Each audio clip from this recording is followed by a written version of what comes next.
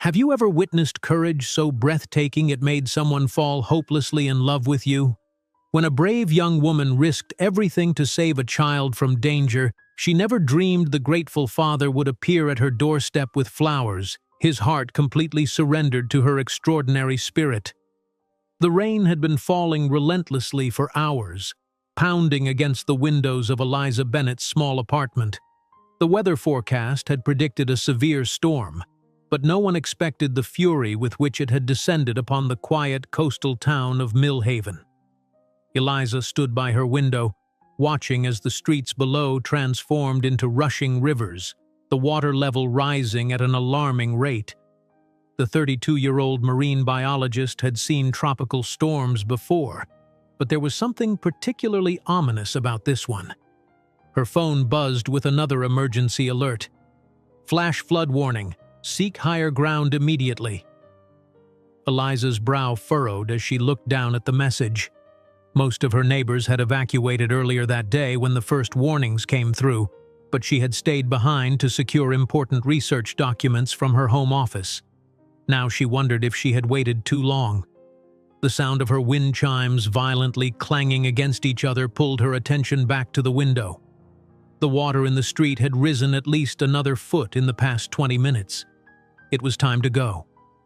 Eliza quickly grabbed her emergency backpack, the waterproof case containing her research, and her rain gear. As she opened her door, the hallway of her apartment building was eerily quiet. Everyone else had already left. The stairwell echoed with the sound of her footsteps as she made her way down to the ground floor. When she pushed open the heavy door leading outside, the force of the wind nearly knocked her back. Rain pelted her face like tiny needles as she stepped into the storm, immediately soaking through her supposedly waterproof jacket. The water in the street was already up to her mid-calf, the current strong enough to make maintaining balance difficult. Eliza's car was parked just down the block, and she hoped it would still start. She hadn't moved it to higher ground, another decision she was now regretting. As she struggled against the current, a sound cut through the howling wind, a cry, high-pitched and desperate. Eliza stopped, listening intently, unsure if she had imagined it. There it was again, unmistakably a child's voice calling for help. She turned toward the source of the sound, squinting through the sheets of rain. Across the street, barely visible through the downpour, was a small figure clinging to a lamppost, surrounded by rapidly rising water that had already reached the child's waist. Without hesitation, Eliza changed direction, fighting against the current to reach the stranded child. "Hold on!" she shouted, her voice nearly lost in the roar of the storm. "I'm coming to help you!" As Eliza got closer, she could see it was a little girl, no more than 6 or 7 years old, her face a mask of terror as she clung desperately to the metal pole. The water was rising quickly, already reaching the child's chest. "My name is Eliza," she called out, trying to sound calmer than she felt. "What's your name?" "Sophie," the girl stammered through chattering teeth, her small body trembling. "I can't find my dad." Eliza was only a few feet away now, the current growing stronger with each passing minute. "I'm going to get you out of here, Sophie. Just keep holding on." A sudden surge of water nearly knocked Eliza off her feet. She grabbed onto a nearby railing to steady herself, her heart pounding in her chest.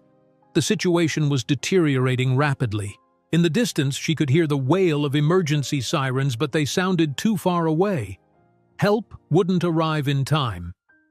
"Sophie, I need you to be very brave," Eliza said, inching closer to the terrified child. "When I reach you, I want you to let go of the pole and hold onto my neck, okay? I'm going to carry you to safety." The little girl nodded, her eyes wide with fear but showing a flicker of trust. Eliza made her final approach, wrapping one arm securely around the lamppost while extending the other toward Sophie. Just as their fingertips touched, a massive surge of water hit them both. Sophie's grip on the pole faltered, and she was instantly swept away by the current. Without thinking, Eliza let go of her own support and lunged after the child, diving into the churning floodwaters. The current immediately pulled them both downstream, but Eliza's powerful swimmer's arms cut through the water, allowing her to reach the flailing child within seconds. She wrapped her arm around Sophie's small body, pulling her close. "I've got you," she gasped, fighting to keep both their heads above water. "Hold on to me and don't let go." Sophie's arms locked around Eliza's neck in a death grip as they were carried down the flooded street. Eliza scanned their surroundings, looking for anything they could grab onto. Up ahead, a partially submerged car had created a temporary barrier where debris was collecting. If they could reach it, they might be able to climb on top and wait for rescue. Using every ounce of strength, Eliza swam diagonally across the current, aiming for the car.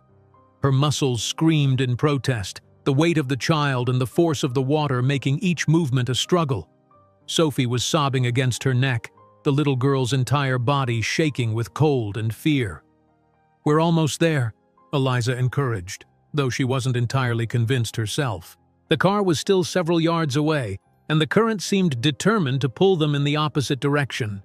A floating tree branch suddenly slammed into Eliza's back, the impact momentarily pushing them both underwater. She fought her way back to the surface, gasping for air, making sure Sophie's head was also clear of the water. The collision had pushed them closer to the car, but it had also caused a sharp pain to radiate from Eliza's shoulder down her arm. Ignoring the pain, she made one final push toward the vehicle. Her fingertips brushed against the smooth metal of the car's roof. Once, twice, before she finally managed to get a grip. With strength born of pure desperation, Eliza hoisted Sophie onto the roof of the car before pulling herself up beside her. They lay there for a moment, both gasping for breath, the rain still pounding down on them relentlessly. Sophie was crying softly, her small body curled against Eliza's side, seeking warmth and comfort. "Are we safe now?" Sophie asked, her voice barely audible above the storm. Eliza looked around, assessing their situation. The car was stable for now, but the water was still rising. They couldn't stay here indefinitely. "We're safer than we were before," she answered honestly, "and help is coming. We just need to hold on a little longer." As if on cue, the sound of a boat engine cut through the roar of the storm. Eliza looked up to see a rescue boat making its way carefully down the flooded street, a searchlight sweeping back and forth across the water. "Here!" she shouted, waving her arms frantically. "We're over here!" The light swung in their direction, illuminating them in its bright beam. The boat changed course, heading straight for them.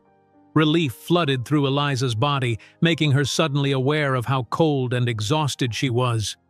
Sophie pressed closer against her, small fingers clutching Eliza's soaked jacket. "See? I told you help was coming," Eliza said, smoothing back the child's wet hair. "You were so brave, Sophie, so very brave." The rescue boat pulled alongside the car, two emergency responders in bright yellow gear reaching out to help them aboard. One of them took Sophie first, wrapping her immediately in a thermal blanket. As they helped Eliza into the boat, she winced at the pain in her shoulder. "Are you injured?" one of the rescuers asked, noticing her discomfort.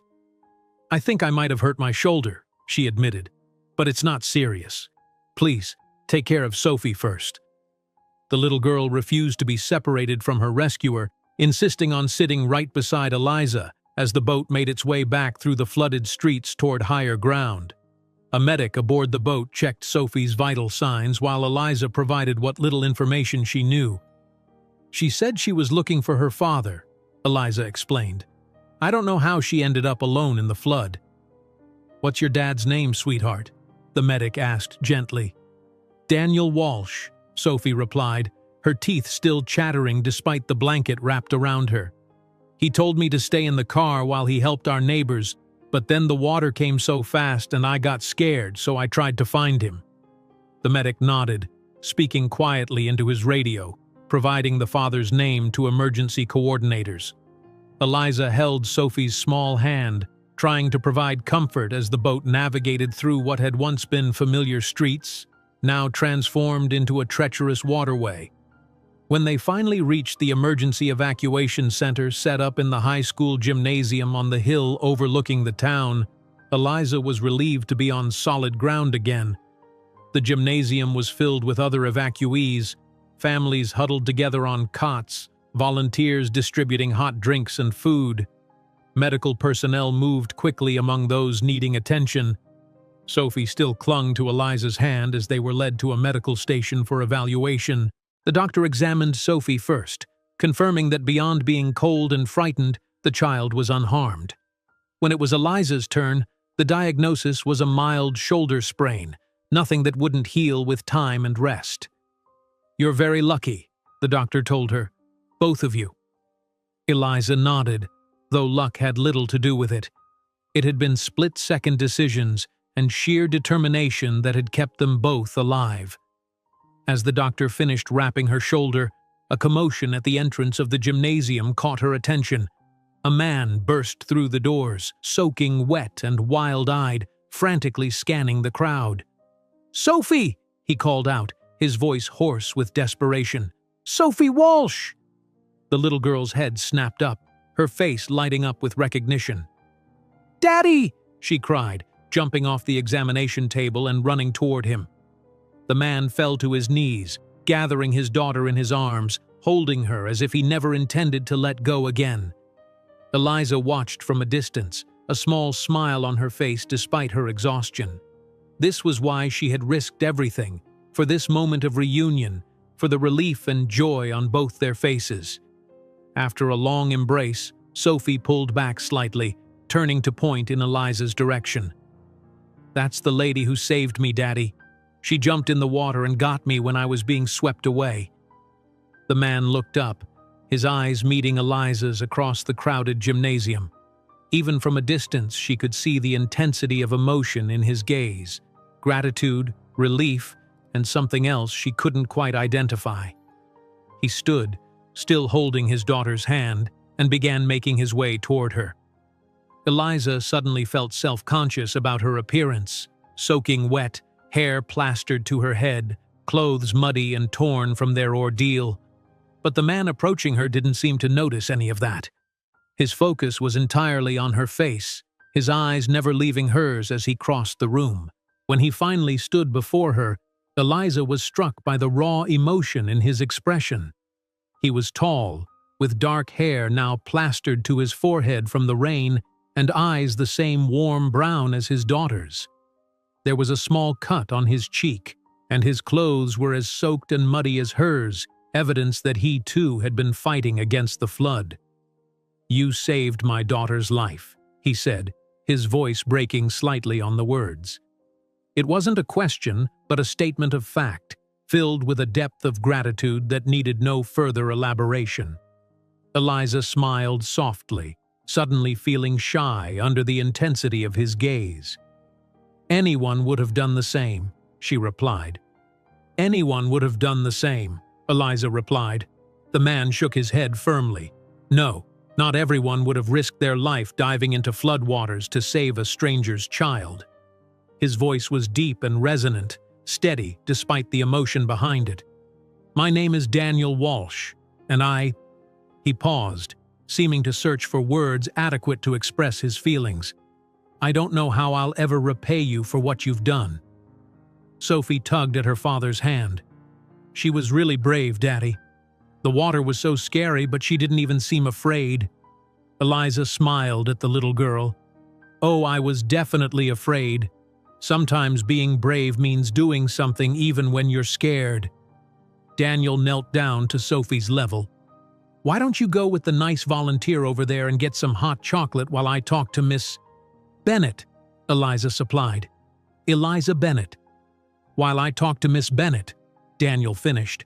Sophie looked hesitant to leave her father's side after their separation. "I'll be right here," Daniel assured her. "I can see you the whole time, and you can see me. I promise I'm not going anywhere."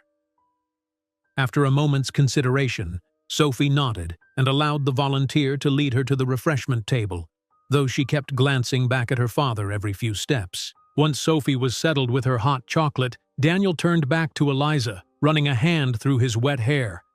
"I can't stop thinking about what might have happened if you hadn't been there," he said quietly. "I never should have left her in the car. I thought it was safe, parked on high ground.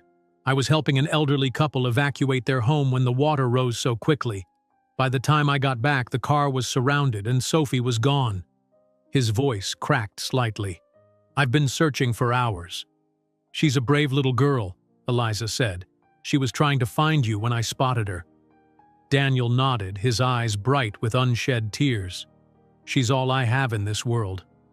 Something in his tone told Eliza there was a painful story behind those words, but she didn't pry. Instead, she asked, "Are you both from Millhaven? I don't think I've seen you around before." "We moved here about 6 months ago," Daniel explained. "I'm a structural engineer.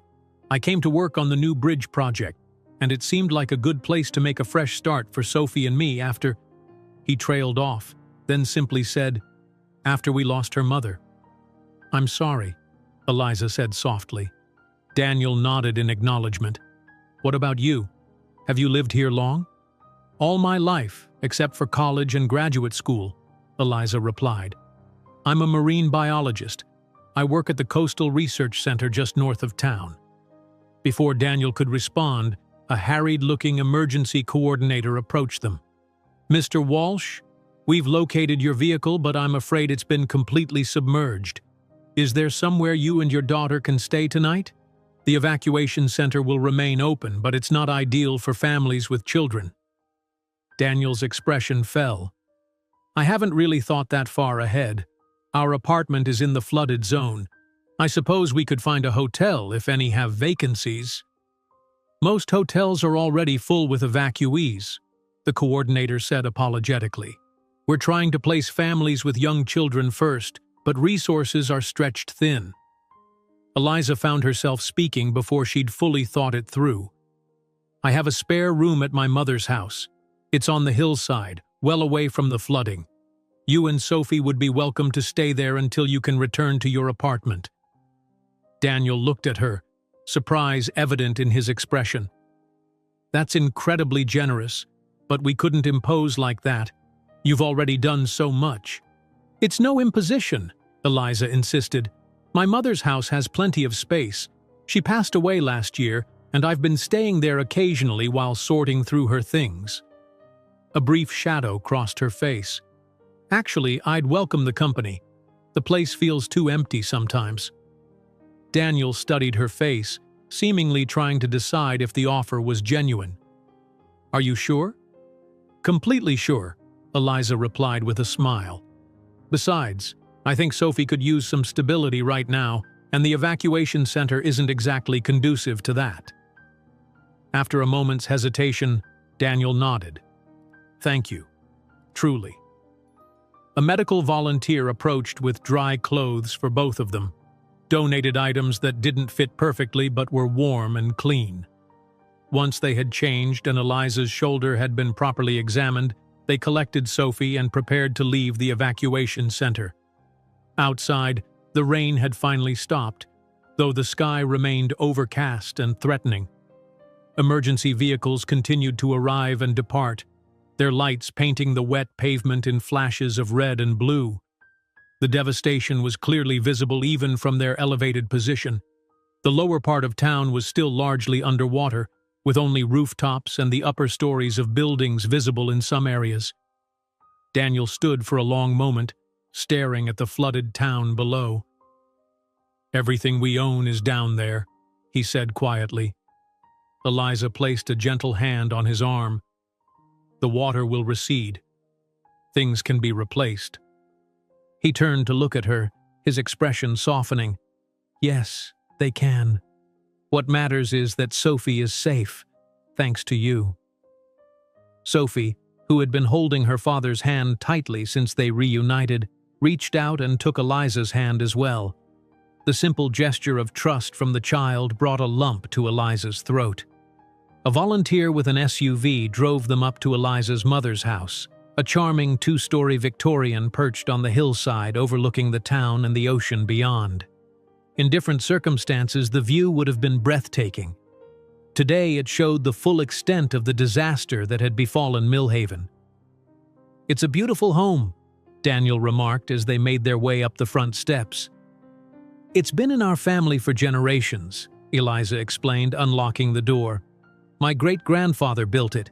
He was a sea captain." Inside, the house was filled with antique furniture and nautical mementos, model ships in bottles, weathered maps framed on walls, a ship's wheel mounted above the fireplace. Despite its age and grandeur, it had a warm, lived-in feeling. "Wow," Sophie said, her eyes wide as she took in her surroundings. "It's like a museum." Eliza smiled. "A lot of this stuff came from my great-grandfather's voyages. He traveled all over the world." She showed them to the guest room, which had 2 beds, a queen-sized one and a smaller twin bed that had been Eliza's when she was a child. "I think this will work for you both. The bathroom is just across the hall. I'll find some towels and see if I can rustle up some more clothes for you." "This is more than we could have asked for," Daniel said. "I don't know how to thank you." "No thanks necessary," Eliza replied. "I'm just glad I could help." While Daniel got Sophie settled, Eliza went to the kitchen to prepare some hot soup. Her shoulder ached from the earlier injury, but she managed to heat up homemade chicken soup from her mother's well-stocked freezer. By the time Daniel and Sophie joined her, the kitchen was filled with the comforting aroma of warm food. "That smells amazing," Daniel said, entering the kitchen with Sophie. "My mother always kept emergency supplies, including frozen homemade soup for any crisis," Eliza explained with a smile. She believed food was the first step to solving any problem. As they ate, Sophie began to open up, her initial shyness giving way to the natural curiosity of childhood. "Were you scared when you jumped into the water to save me?" she asked Eliza between spoonfuls of soup. Eliza considered her answer carefully. "I was scared, yes. But sometimes when we see someone needs help, something inside us becomes stronger than the fear." "Like superheroes," Sophie nodded sagely. "Exactly like superheroes," Daniel agreed, giving Eliza a look of profound appreciation over his daughter's head. After dinner, exhaustion quickly caught up with Sophie. Her eyelids grew heavy and she began to yawn widely. Daniel excused himself to put her to bed, leaving Eliza alone in the kitchen. She stood at the window, looking out at the lights of emergency vehicles still visible in the town below, reflecting on the day's events. When Daniel returned, he found her still there, lost in thought. "She fell asleep almost immediately," he said quietly, not wanting to startle her. Eliza turned, offering him a tired smile. "It's been quite a day for her, for all of us." "Would you mind if I joined you?" he asked, gesturing to the window. "I'm not sure I could sleep just yet." "Of course." Eliza moved slightly to make room for him. They stood in companionable silence for a moment, watching the distant activities below. "Your shoulder, how is it feeling?" Daniel asked eventually. "It'll be fine," Eliza assured him. "Just a mild sprain. I've had worse from my field work." "Field work?" "That's right. You mentioned you're a marine biologist." Eliza nodded. "I study the impact of climate change on coastal ecosystems. Actually, storms like this one are becoming more frequent and more severe because of rising ocean temperatures." "That must be fascinating work," Daniel said, genuine interest in his voice. "Though I imagine days like today highlight the real-world consequences of what you study." "Yes," Eliza agreed softly. "It's one thing to analyze data and quite another to see the effects firsthand." She paused, then asked, "What about you? You mentioned you're working on the bridge project?" Daniel nodded. "I specialize in structures that can withstand extreme weather events. The irony isn't lost on me that I moved here to build a flood-resistant bridge only to get caught in a historic flood." They both smiled at that, finding a moment of levity in the midst of a difficult day. "Sophie seems like a remarkable child," Eliza commented after another comfortable silence. "She is," Daniel agreed, his expression softening with pride and love. "She's been through so much in her young life, but she remains so resilient.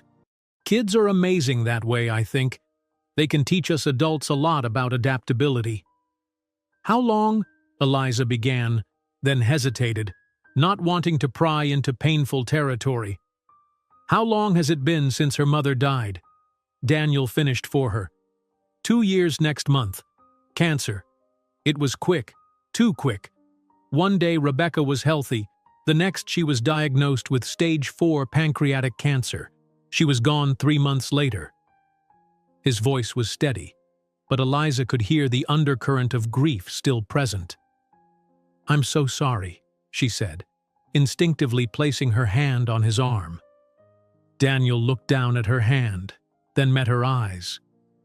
"Thank you for everything today, for saving Sophie, for opening your home to us, for just listening." Something passed between them in that moment, an understanding, a connection that transcended their brief acquaintance. Eliza felt it like a physical thing, this sudden bond with a man she had only met hours ago. "It's getting late," she said softly, reluctantly withdrawing her hand. "We should probably try to get some rest. Tomorrow will be a busy day for everyone." Daniel nodded. "You're right. Good night, Eliza, and thank you again." "Good night, Daniel." As she made her way to her own bedroom, Eliza found herself reflecting on the strange turns life could take. This morning, she had been alone in her apartment, focused on her research and the approaching storm. Now, her home sheltered a man and his daughter who had been strangers just hours ago, yet somehow already felt important to her life. Outside, the clouds finally began to break, revealing a few stars twinkling in the night sky. The worst of the storm had passed, but something told Eliza that the most significant changes it would bring to her life were just beginning. Eliza woke to the sound of quiet laughter floating up from downstairs. For a moment, she was disoriented, the familiar surroundings of her childhood bedroom momentarily foreign in the early morning light.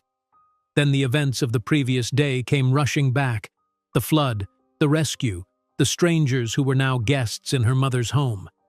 She glanced at the clock on the bedside table. 7:23 a.m. Despite the physical and emotional exhaustion of yesterday, she had slept fitfully, her dreams filled with rushing water and desperate cries for help. Pushing back the covers, she winced as pain shot through her injured shoulder. The doctor had warned her it would be stiff and sore for a few days. After a quick shower, Eliza dressed in simple jeans and a sweater, more of the clothes she kept at her mother's house for her frequent visits. She paused at the top of the stairs, listening to the sounds from below. Sophie's high, clear voice was explaining something with great animation, punctuated by Daniel's deeper tones and occasional chuckles. The scene that greeted her in the kitchen made her pause in the doorway. Daniel stood at the stove, expertly flipping pancakes, while Sophie sat at the table, surrounded by crayons and paper, drawing with intense concentration. They had made themselves at home in a way that should have felt intrusive but somehow didn't. "Good morning," Eliza said, stepping into the kitchen. Sophie looked up, her face brightening. "Eliza, look, I'm drawing our adventure." She held up a colorful rendering of 3 stick figures, one small, 2 large, standing on what appeared to be a rooftop surrounded by blue squiggles that presumably represented the floodwaters. "That's wonderful, Sophie," Eliza said, moving closer to admire the artwork. "You're quite the artist." Daniel turned from the stove, spatula in hand. "I hope you don't mind that we raided your kitchen. Sophie woke up hungry and I thought the least I could do was make breakfast for everyone." "Not at all," Eliza replied, touched by the gesture. "It smells amazing." "Daddy makes the best pancakes in the whole world," Sophie informed her solemnly. "Is that so?" Eliza said, taking a seat at the table. "Then I'm in for a treat."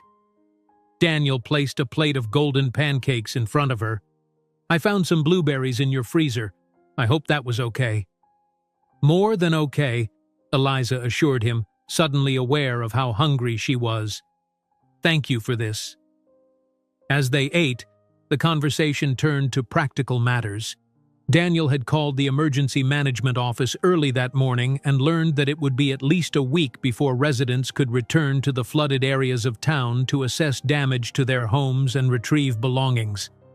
They've set up a temporary office at the high school for insurance claims and emergency assistance, Daniel explained, pouring more orange juice for Sophie.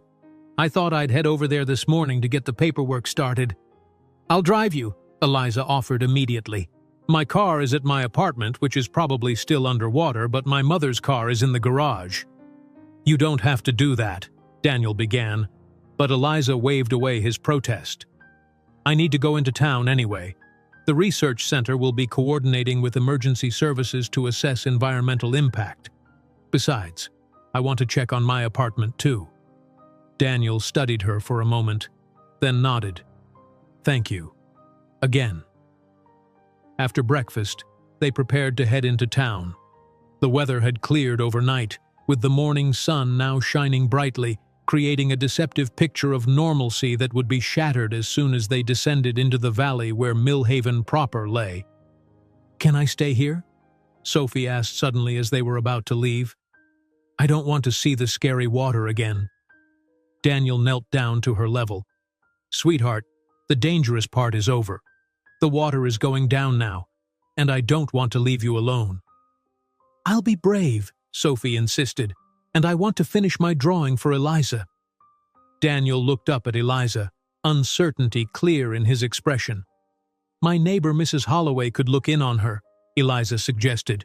She's a retired kindergarten teacher who's known me my whole life. I trust her completely. After a brief call to Mrs. Holloway, who was delighted to help, they arranged for her to come over and stay with Sophie. Once the elderly woman arrived, full of warmth and gentle questions that immediately put Sophie at ease, Daniel finally felt comfortable leaving his daughter. The drive into town revealed the full extent of the disaster. Streets that had been underwater the previous day were now exposed, covered in mud, debris, and the occasional fish stranded by the receding floodwaters. Emergency crews worked throughout the affected areas, pumping water from buildings, clearing roads, and assessing structural damage. It's worse than I imagined, Daniel murmured as they passed a row of shops with shattered windows and waterlogged merchandise scattered across the sidewalk. Millhaven has weathered storms before, Eliza said, though even she was shocked by the devastation. We'll rebuild. At the high school, they found organized chaos. Hundreds of displaced residents filled the gymnasium, now transformed into an emergency assistance center. Tables were set up with representatives from insurance companies, FEMA, the Red Cross, and various local agencies. The line for each station stretched across the room. This could take hours, Daniel sighed, looking at the crowds. Why don't you get started here? Eliza suggested. I need to check in at the research center, but I can come back for you later. Daniel hesitated. Are you sure? I don't want to take advantage of your kindness. You're not, Eliza assured him. We're all in this together now. She wrote her cell phone number on a slip of paper and handed it to him.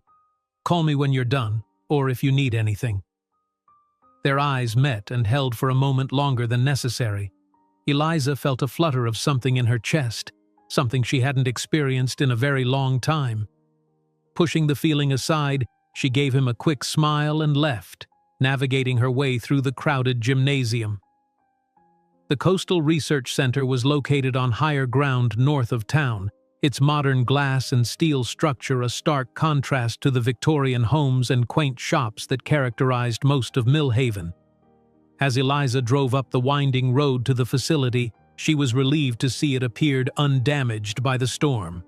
Inside, she found her colleagues already hard at work, analyzing data and coordinating with emergency services.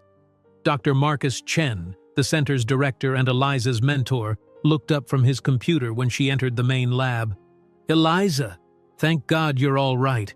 We've been trying to reach you since yesterday. My phone was ruined in the flood, she explained. I was caught in the middle of it while trying to evacuate. Dr. Chen's eyes widened as she recounted her rescue of Sophie. You could have been killed, he said when she finished. I couldn't just leave her there, Eliza replied simply. The older scientist shook his head, a mixture of exasperation and pride in his expression. Always diving in head first, literally this time. But I'm glad you and the child are safe. He paused, studying her face. And this father? What's he like? Eliza felt heat rise to her cheeks. He's grateful. A good father. They're staying at my mother's house until they can return to their apartment. I see, Dr. Chen said, a knowing look in his eyes that Eliza chose to ignore. She quickly changed the subject. What can I do to help here? For the next several hours, Eliza threw herself into work, helping to process water samples and document initial findings on the environmental impact of the flood. The familiar routine of scientific inquiry was comforting after the chaos of the previous day, allowing her to focus on concrete facts and methodical procedures rather than the confusing emotions stirred up by her new house guests. It was mid-afternoon when her borrowed office phone rang. Dr. Bennett speaking, she answered absently, still reviewing data on her computer screen. Eliza? It's Daniel. His voice sent an unexpected jolt through her. I've finished most of the paperwork here. They're saying we won't be allowed back into our apartment building for at least 10 days, possibly longer. I see, Eliza said, suddenly very aware of what this meant. Well, you and Sophie are welcome to stay at the house as long as you need to. Are you sure? That's a lot to ask. I'm sure, Eliza replied without hesitation. Actually, I've been thinking about it. I'm mostly staying at the house to sort through my mother's belongings and decide what to do with the property. Having you and Sophie there would be nice. There was a brief pause before Daniel spoke again. Thank you. I don't know what we would have done otherwise. How about I pick you up in an hour? Eliza suggested. I'm just finishing up here. After they ended the call, Eliza sat for a moment, reflecting on how quickly her life had changed in the span of 24 hours. She had gone from a solitary existence split between her apartment, the research center, and occasional nights at her mother's empty house to suddenly sharing that house with a man and his daughter who had been strangers yesterday morning. Strangely, it didn't feel as disruptive as it should have. Something about Daniel and Sophie's presence felt almost right. The thought both intrigued and alarmed her. She had built careful walls around her heart after her last relationship ended painfully 3 years ago, focusing entirely on her career and avoiding anything that might lead to emotional vulnerability. Yet here she was, offering indefinite shelter to a man who made her feel things she'd been avoiding for years. A man who, she reminded herself firmly, was still grieving his wife and focused entirely on raising his daughter. Whatever strange connection she felt to Daniel Walsh was surely one-sided and inappropriate given the circumstances. When she picked him up at the high school an hour later, Daniel looked exhausted but relieved. They've authorized emergency funds for displaced residents, he explained as they drove back toward the hillside. Not much, but enough to replace some essentials. Tomorrow they're organizing supervised visits to the flooded areas so people can retrieve important items if their homes are deemed structurally sound. That's good news, Eliza said. I'll need to do the same for my apartment. I could go with you, Daniel offered. Return the favor of your help today. Eliza glanced at him, touched by the offer. That would be nice, actually. Thank you. When they arrived back at the house, they found Sophie and Mrs. Holloway in the kitchen, baking cookies. The elderly woman had apparently brought over supplies from her own home, recognizing that comfort food might be exactly what was needed after the trauma of the flood. We made chocolate chip and oatmeal raisin, Sophie announced proudly, flour dusting her cheeks. Mrs. Holloway says baking is science and art mixed together. She's absolutely right, Eliza agreed, smiling at her neighbor, and it smells like your science experiment was a great success. After Mrs. Holloway departed with promises to return any time they needed her, the three of them settled into a quiet evening routine that felt surprisingly natural. Daniel insisted on cooking dinner, using ingredients he'd purchased at a small market that had reopened on the hillside. Sophie set the table with solemn care, placing each fork and napkin with deliberate precision. Eliza, despite her protests that she should help, was instructed to rest her injured shoulder and simply enjoy being served for once. As they ate the simple but delicious pasta dish Daniel had prepared, Eliza found herself studying her unexpected house guests.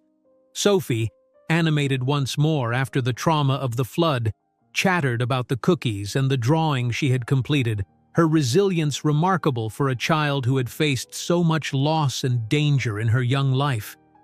And Daniel.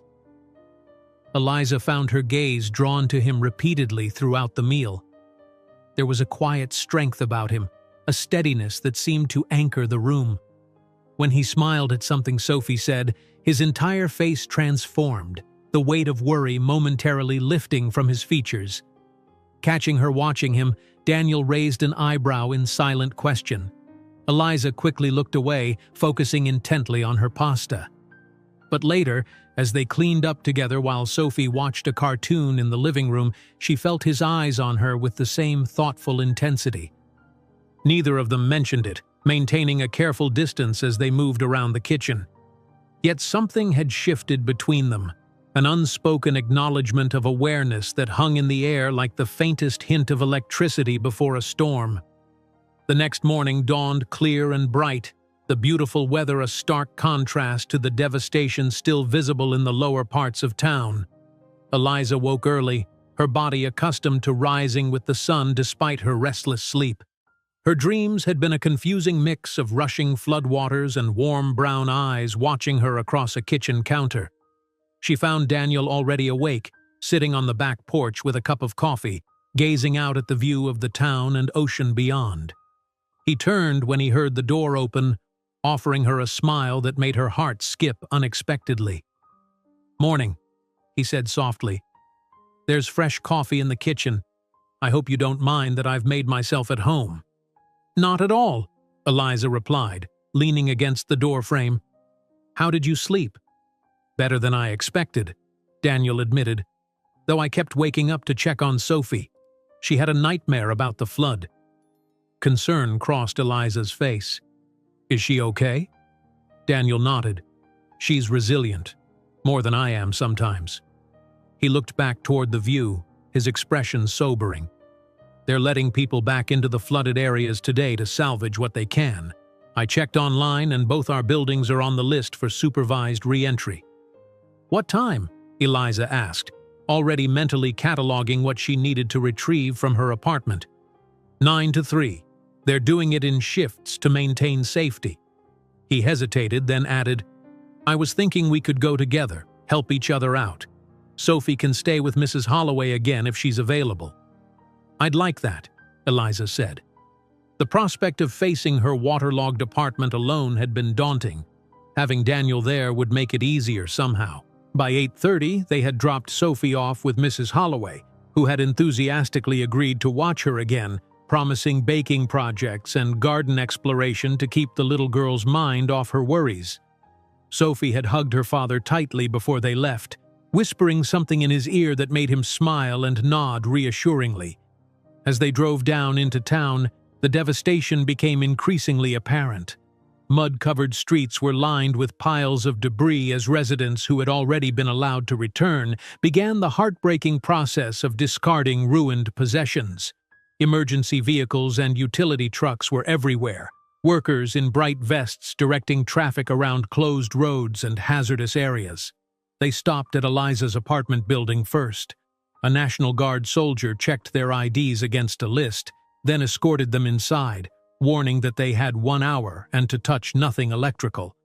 The soldier remained in the lobby while they climbed the stairs to Eliza's second-floor apartment. The smell hit them first, a pungent mixture of mud, mildew, and rot. Eliza paused at her door, suddenly reluctant to see what lay beyond. Daniel's hand touched her shoulder gently, offering silent support. Taking a deep breath, she unlocked the door and pushed it open. Water had reached about 4 feet high in her apartment, leaving a distinct line of discoloration on the walls. Everything below that line was ruined, furniture warped and stained, books swollen with water, electronics destroyed. Mud covered the floors, and small personal items had been picked up by the floodwaters and deposited in strange places throughout the rooms. "Oh, Eliza," Daniel said softly, taking in the destruction. She moved forward mechanically, trying to detach herself emotionally from the scene. "It's just stuff," she said, her voice not entirely steady. "The important things are above the waterline."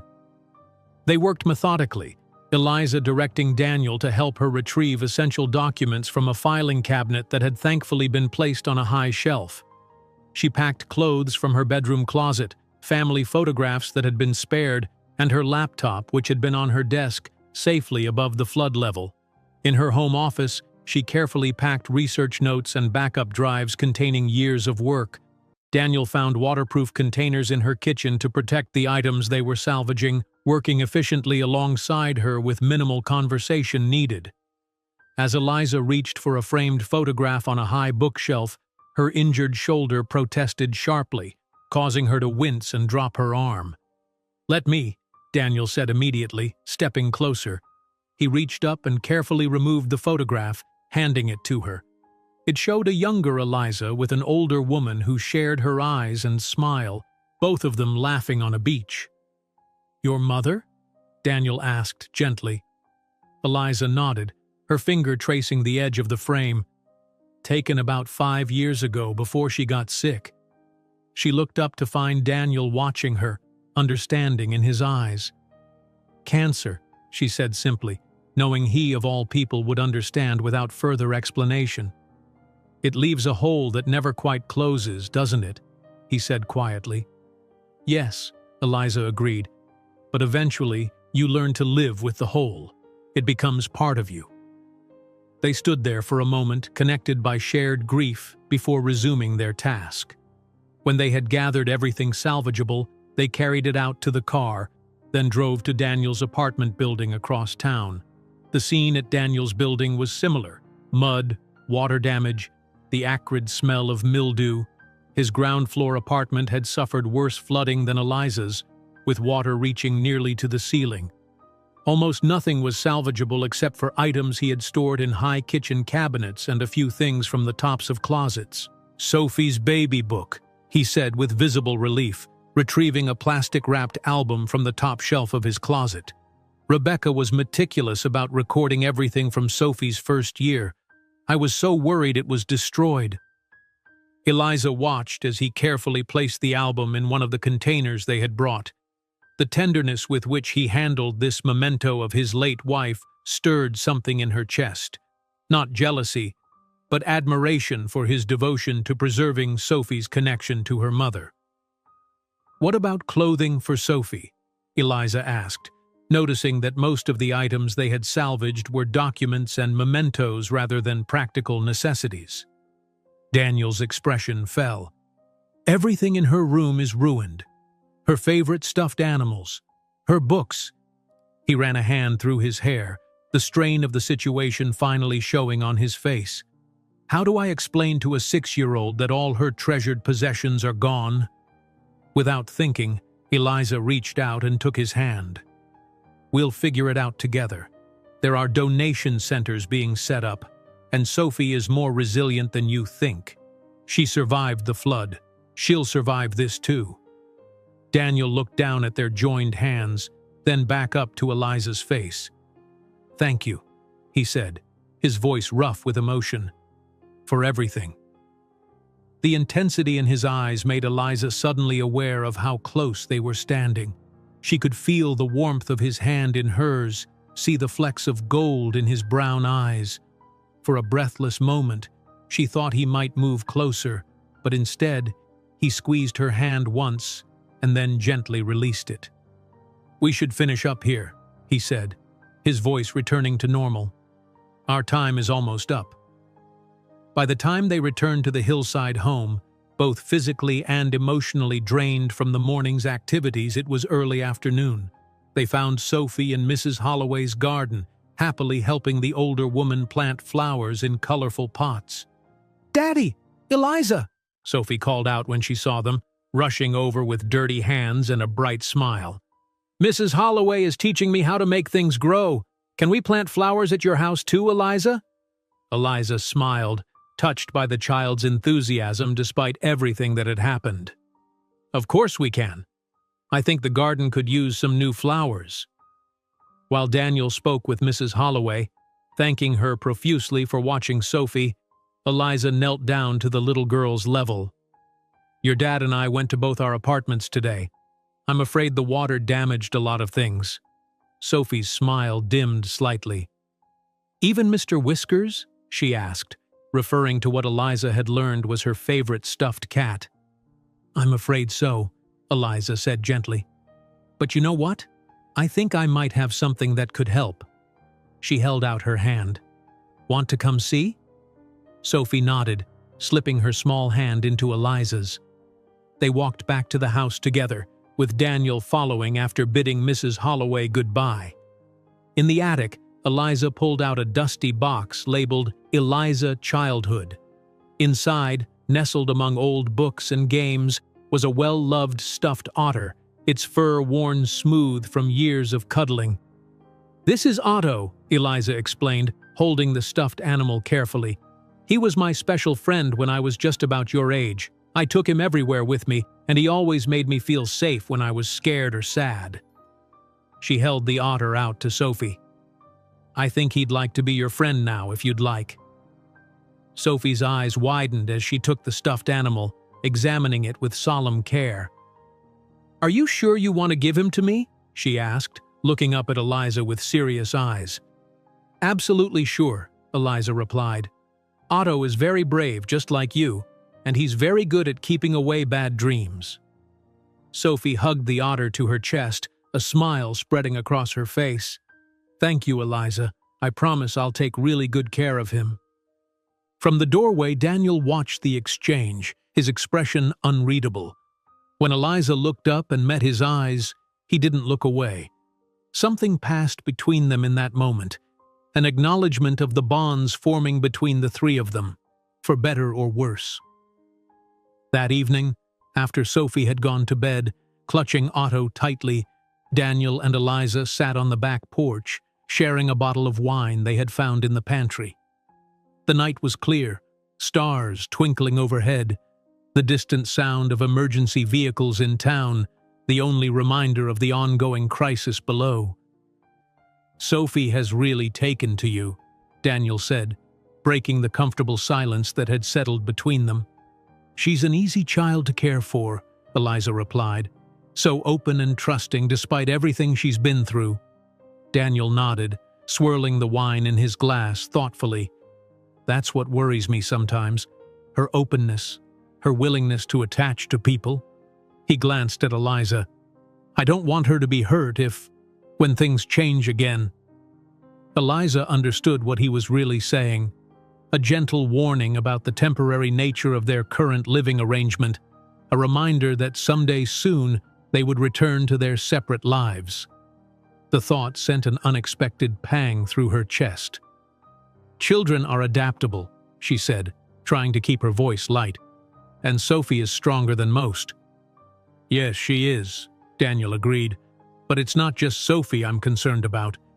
He met her eyes directly. I've seen how you look at her, Eliza. The way you care for her already. I don't want either of you to get hurt when the time comes for us to move on. The honesty of his words caught her off guard.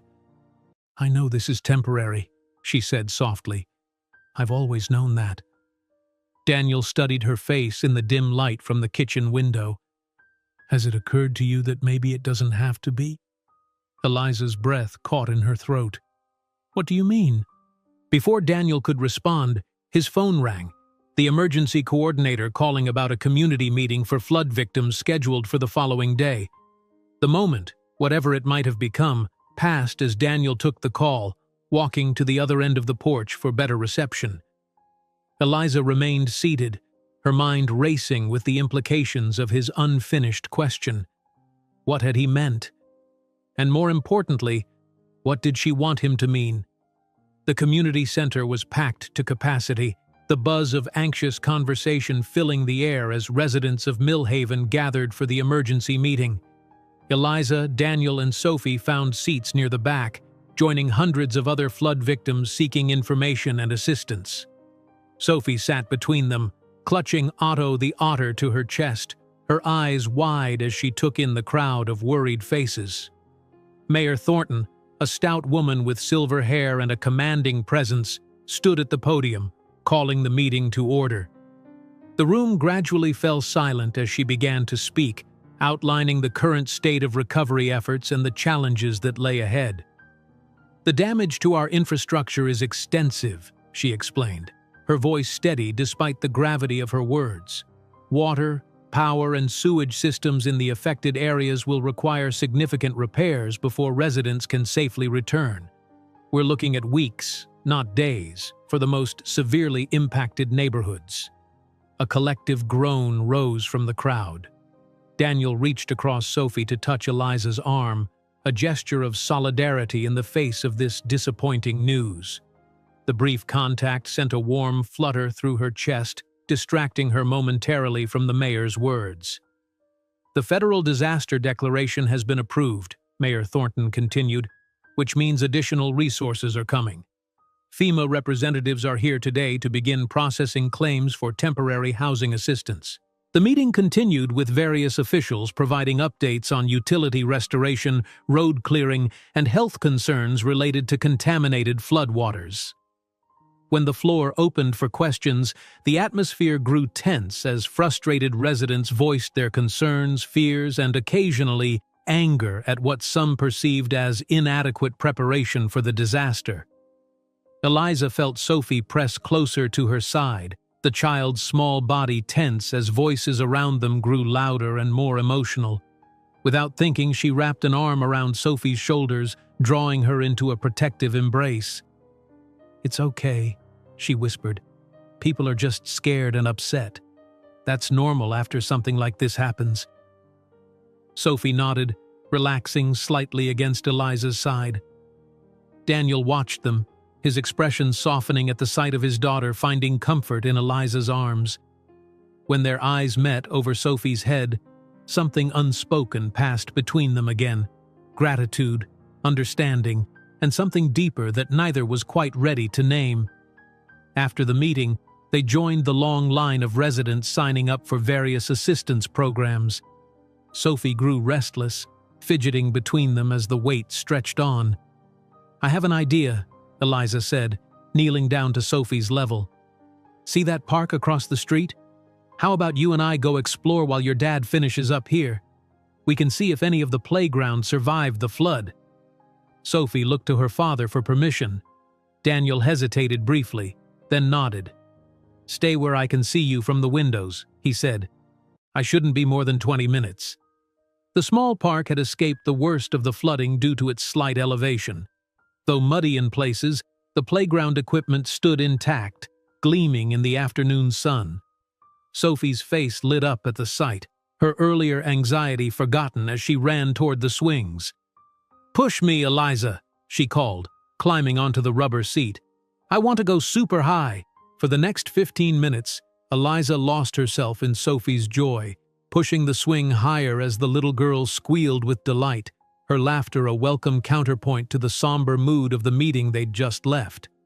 When Sophie tired of the swings, they moved to the slide, then the monkey bars, where Eliza stood ready to catch her if she slipped. "My mommy used to bring me to the park," Sophie said unexpectedly as they sat on a bench taking a break, "before she got sick." Eliza felt her heart constrict at the casual mention of Rebecca. "Did she?" she asked gently. Sophie nodded, her legs swinging back and forth beneath the bench. "She was really good at the monkey bars. Daddy isn't. He says his arms are too long." "I bet your mommy was good at lots of things," Eliza said. "She was the best at bedtime stories," Sophie confirmed. "She did all the different voices. Daddy tries, but he's not as good." "No one can be good at everything," Eliza said, carefully navigating this delicate conversation. "But I bet your daddy is good at other things that your mommy wasn't." Sophie considered this, her small face serious. "Daddy makes better pancakes, and he can fix anything that breaks." She looked up at Eliza, her expression suddenly vulnerable. "Do you think my mommy would be mad that I like when you push me on the swings?" The question caught Eliza off guard, a lump forming in her throat. "Oh, Sophie, no. I think your mommy would be very happy that you're having fun and that you found someone else who likes to push you on the swings. Mommies want their children to be happy, even when they can't be there themselves." Sophie seemed satisfied with this answer, nodding solemnly before hopping off the bench. "Can we go on the seesaw now?"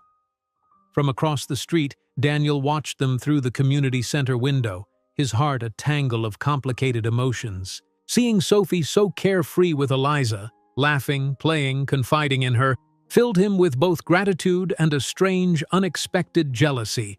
Not jealousy directed at Eliza, but at the ease with which his daughter had formed this new bond when he himself still struggled to fill the maternal void in Sophie's life. And yet, watching Eliza with his daughter also stirred something else within him, a warmth, a longing, a tentative hope that perhaps, against all odds, they had found someone who could help heal the wounds left by Rebecca's absence. The thought both terrified and exhilarated him.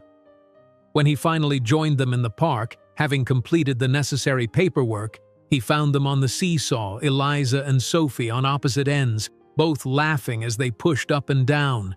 Something about the scene, the joy on his daughter's face, the sunlight catching in Eliza's hair, struck him with such force that he had to stop for a moment, just to breathe through the rush of emotion. "Daddy!" Sophie called, spotting him. "Come play with us!" The rest of the afternoon passed in a bubble of unexpected happiness, the three of them exploring the park together, momentarily setting aside the worries of flood damage, insurance claims, and uncertain futures. For a few precious hours, they were just a man, a woman, and a child enjoying the simple pleasure of each other's company on a sunny afternoon. Later, as they drove back to the hillside house, Sophie fell asleep in the back seat, exhausted from the day's activities. In the quiet that settled between them, Eliza finally found the courage to address what Daniel had started to say the night before. "About what you said last night," she began, keeping her voice low so as not to wake Sophie. "About this arrangement not necessarily being temporary." Daniel's hands tightened slightly on the steering wheel. "I shouldn't have said that," he replied, his voice equally quiet. "It was presumptuous of me." "I didn't think it was presumptuous," Eliza said. I wasn't sure what you meant exactly." Daniel was silent for a long moment, seemingly gathering his thoughts. When he finally spoke, his words were careful, measured. "I meant that I've seen how good you are with Sophie, how quickly she's bonded with you, and I've felt—" He paused, choosing his next words with deliberate care. "I've felt something developing between us that I wasn't expecting. Something that might be worth exploring once things settle down." Eliza's heart beat faster at his admission. "I've felt it too," she confessed. "But I've been telling myself it's just the circumstances. The rescue, living together, going through this disaster side by side. Trauma can create false intimacy." "Is that what you think this is?" Daniel asked, glancing at her briefly before returning his eyes to the road. "False intimacy?" "I don't know," Eliza admitted. "I just know that I care about you and Sophie more than I should, considering how short a time we've known each other." "Maybe time isn't always the best measure," Daniel suggested. "Sometimes life compresses experiences in ways that accelerate connections. That doesn't necessarily make them less real." They lapsed into silence again, each absorbing the other's words, the implications hanging between them like delicate threads waiting to be either strengthened or broken. That evening, after Sophie was tucked into bed with Otto clutched tightly in her arms, Eliza found herself in her mother's study, surrounded by the familiar comfort of books and memories. The room had always been her refuge, a place where she could think clearly when life became complicated. Her mother's presence seemed especially strong tonight, as if the ghost of Eleanor Bennet was sitting in her favorite armchair, offering silent counsel. Eliza ran her fingers along the spines of well-worn novels on the bookshelf, seeking wisdom in their familiar titles. "What would you think of them, Mom?" she whispered to the empty room. Would you tell me I'm being foolish, opening my heart to a man who's still mourning his wife? To a child who already lost one mother?" No answer came, of course, but as she stood there in the quiet room, Eliza felt a sense of peace settle over her. Her mother had always taught her to follow her heart, even when the path it chose was difficult or uncertain.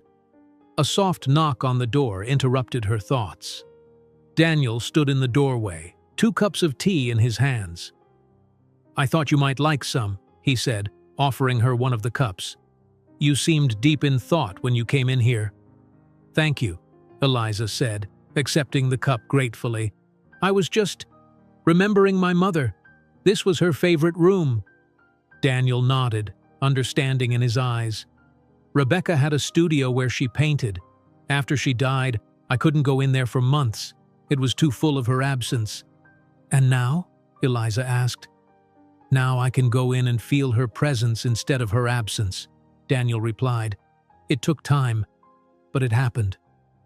They sat together in the comfortable chairs by the window, sipping their tea in companionable silence, the shared understanding of loss creating a bridge between them. "Sophie asked me today if her mother would be mad that she likes when I push her on the swings," Eliza said eventually. Daniel closed his eyes briefly, pain flashing across his features. "What did you tell her?" "That her mother would want her to be happy, even if she couldn't be there herself."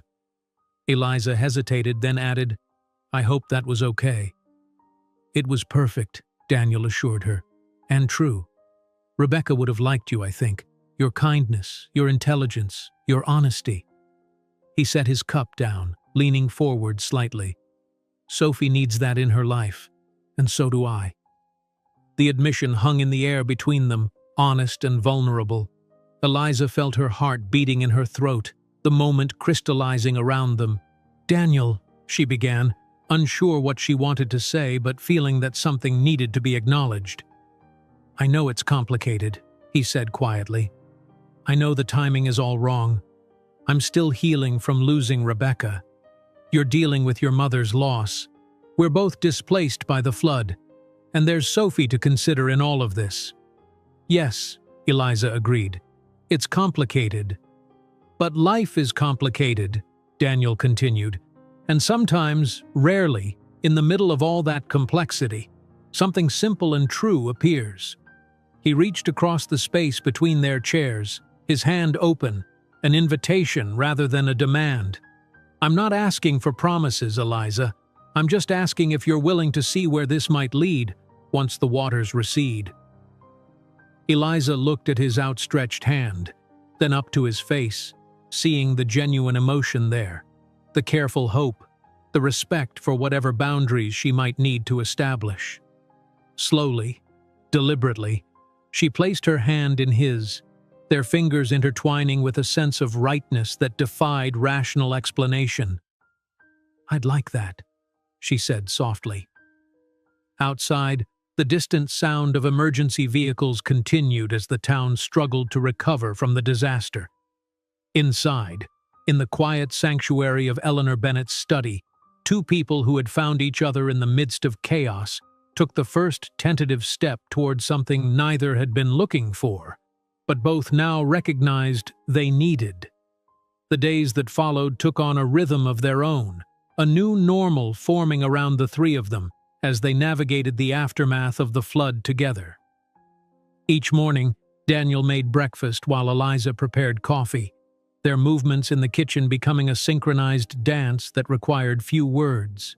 Sophie would join them, usually clutching Otto, her sleep-tousled hair a halo around her bright face as she chattered about her dreams or plans for the day. During the day, Daniel worked remotely from Eleanor's study, coordinating with his engineering team on revised plans for the bridge project, which had taken on new urgency following the flood. Eliza split her time between the research center, where she was helping document the environmental impact of the disaster and assisting with community recovery efforts. Sophie, unable to return to her flood-damaged school, spent most days with Mrs. Holloway, who had set up an impromptu classroom for several displaced children in her spacious home. In the evenings, they would come together again, sharing meals and stories of their day. Often, they would end up on the back porch, watching the sunset over the slowly recovering town below, Daniel and Eliza sitting close enough that their hands could touch if either chose to bridge the small gap between them, which, increasingly, they did. It was in these quiet moments, with Sophie already asleep upstairs, that they began to learn each other's histories, piecing together the paths that had led them to this unexpected intersection of their lives. "I always wanted to be a marine biologist," Eliza told him one evening, a week after the flood. "Even as a little girl, I was fascinated by the ocean. My father was a fisherman. He died when I was 12, lost at sea during a storm." Daniel's hand found hers in the gathering darkness. "I'm sorry. That must have been devastating." "It was," Eliza acknowledged. "But in a way, it cemented my connection to the ocean. I wanted to understand it, respect it, protect it. My mother understood, even though I think she was terrified I'd meet the same fate as my father." "And Rebecca?" Eliza asked gently, knowing they needed to speak openly about his late wife if they were to move forward together. "What was she like?" A soft smile touched Daniel's lips, not of recent pain but of cherished memory. "Vibrant. That's the word that always comes to mind first. She filled every room she entered with energy and color, literally, sometimes. She was an artist, specialized in large-scale murals. That's how we met, actually. My firm was designing a public building, and she was commissioned to create a mural for the atrium." "She sounds remarkable," Eliza said sincerely. "She was," Daniel agreed. "And she would have liked you. Not just because you saved Sophie, but because of who you are. Thoughtful, passionate about your work, kind." He squeezed her hand. "She always told me that if anything happened to her, she wanted Sophie and me to be happy, not locked in grief." "Wise woman," Eliza murmured. "Yes," Daniel said, "though it took me a long time to be able to honor that wish. Until recently, I couldn't imagine feeling anything but grief and responsibility towards Sophie." The implication of his words hung in the air between them, that something had changed, that she had somehow helped him begin to move beyond mere existence and back toward living. It was both a beautiful and terrifying realization, the weight of it settling around Eliza's shoulders like a mantle she wasn't entirely sure she was ready to bear. 2 weeks after the flood, they received notice that Daniel's apartment building had been deemed structurally unsound due to foundation damage. The contents of his apartment, what little might have been salvageable, were now permanently inaccessible as the building was slated for demolition. "I suppose we'll need to find a new place," Daniel said that evening, after sharing the news with Eliza.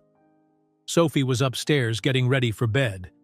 The emergency housing assistant should cover a rental until insurance comes through. Eliza felt a sudden tightness in her chest at the thought of them leaving.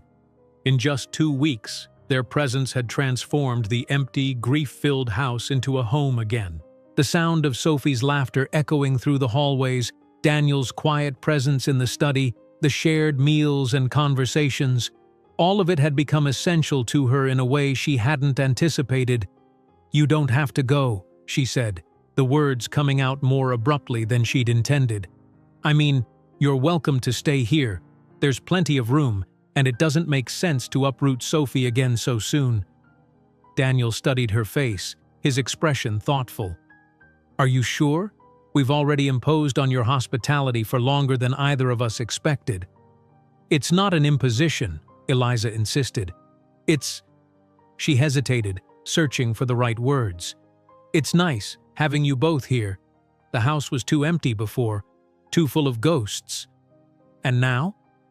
Now it's full of life again," she said simply. The truth of her words hung between them, weighted with implications neither was quite ready to fully articulate. Daniel reached for her hand, his fingers warm against hers. "Then we'll stay," he said. "For now." That night, after Sophie was asleep, Eliza found herself drawn to her mother's bedroom, which she had been using since returning to the house. Standing at the window, Looking out at the moonlit garden, she felt a complicated mix of emotions churning within her. Joy at the prospect of Daniel and Sophie remaining, fear of the growing attachment she felt toward both of them, uncertainty about where this unexpected path might lead. A soft knock at the door pulled her from her thoughts. Daniel stood in the doorway, his expression difficult to read in the dim light. "I wanted to thank you," he said, "for everything. The roof over our heads, your kindness to Sophie, your—" He hesitated. "Your understanding of what I'm still working through." "You don't need to thank me," Eliza replied, turning to face him fully. "You've both brought something back to this house that I thought was gone forever." Daniel took a step into the room, then another, until he stood just an arm's length away from her. "And what's that?" "Hope," Eliza said softly. "A sense of possibility, of future." The word hung between them, laden with meaning. Eliza was acutely aware of his proximity, of the quiet intensity in his gaze as it held hers. Something was shifting between them, the careful boundaries they had maintained beginning to blur. Daniel reached out slowly, giving her time to step back if she chose, and brushed a strand of hair from her face. His touch was gentle, questioning, and Eliza found herself leaning into it slightly, her eyes never leaving his. "Eliza," he said, her name almost a whisper on his lips. "I don't want to complicate things between us before either of us is ready. But I need you to know that what I'm feeling for you is real. It's not gratitude or convenience or trauma bonding. It's something I didn't expect to feel again, something I wasn't looking for." "I feel it too," she admitted, her voice barely audible even in the quiet room. "And it terrifies me. The potential for pain, not just for us, but for Sophie." "I know," Daniel said. "That's why we need to be sure, to move slowly, to be certain before we take any steps that can't be undone." Eliza nodded, understanding and appreciating his caution even as a part of her longed to close the remaining distance between them. "Slowly," she agreed. Daniel's hand moved to cup her cheek, his touch feather-light. "But that doesn't mean we can't acknowledge what's happening, what we both feel." "No," Eliza said, "it doesn't mean that."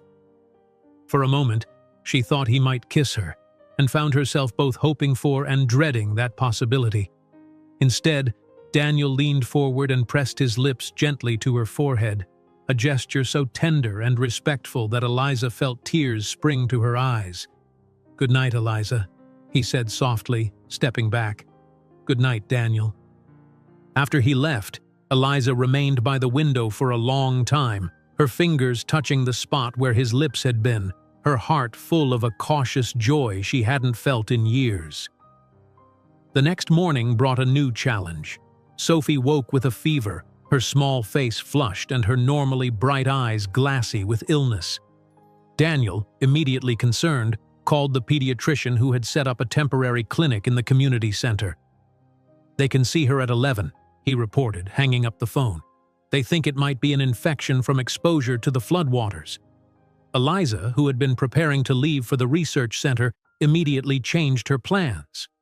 "I'll come with you," she said, already texting Dr. Chen to let him know she wouldn't be in. Daniel looked momentarily surprised, then grateful. "You don't have to do that." "I want to," Eliza replied simply. "Unless you'd prefer to go alone?" "No," Daniel said, relief evident in his voice. "Having you there would be helpful. Sophie trusts you." The pediatrician confirmed their fears. Sophie had developed a bacterial infection, likely from contact with contaminated floodwater. Though not serious if treated promptly, it would require a course of antibiotics and close monitoring for the next few days. "She'll need to stay hydrated and get plenty of rest," Dr. Patel explained, writing out a prescription. "The fever may spike before it breaks, which can be frightening, but it's normal. If it goes above 103 degrees, bring her back immediately."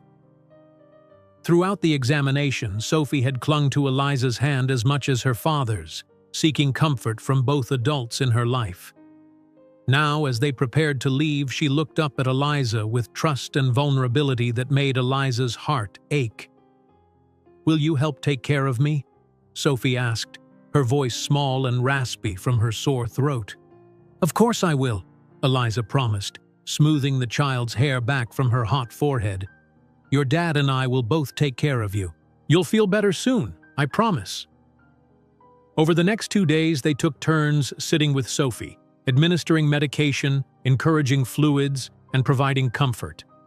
Daniel handled the night shifts, insisting that Eliza needed her rest, but during the day, she took over so he could continue working on his project, which had critical deadlines that couldn't be postponed even for a family emergency. Family. The word slipped into Eliza's thoughts unbidden as she sat beside Sophie's bed, reading aloud from a book of children's stories she had found in the attic. Was that what they were becoming? A family forged in crisis, bound together by circumstance and growing affection? On the second night of Sophie's illness, her fever spiked dramatically. Eliza, who had insisted on taking a turn watching over the child so Daniel could get some much-needed sleep, felt her heart race with panic as she placed a cool cloth on Sophie's burning forehead. "Daniel," she called, her voice tight with worry. "Daniel, her fever's worse." He appeared in the doorway almost instantly, as if he hadn't been sleeping at all but waiting just outside. One look at Sophie's flushed face and labored breathing sent him rushing to her side. 1035, Eliza reported, showing him the thermometer. "And rising. We need to get her to the clinic." Daniel gathered Sophie in his arms, wrapping her in a light blanket despite the heat radiating from her small body. Eliza grabbed her keys and led the way to the car, her mind racing with worst-case scenarios even as she tried to project calm for both Daniel and Sophie's sake. The drive to the emergency clinic was tense, filled with Sophie's whimpers and Daniel's quiet reassurances. Eliza drove as quickly as she safely could, one hand on the wheel, the other reaching back occasionally to touch Sophie's leg, offering whatever comfort she could. At the clinic, they were taken back immediately, the pediatrician on call quickly assessing Sophie's condition. "Her body is fighting the infection, but it's overwhelming her system," Dr. Patel explained after examining Sophie. "We need to start IV antibiotics immediately and bring this fever down."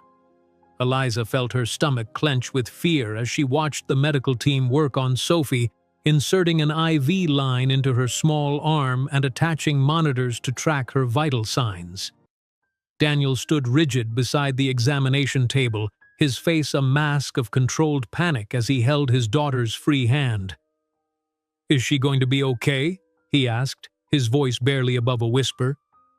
Dr. Patel's expression was serious but not grim.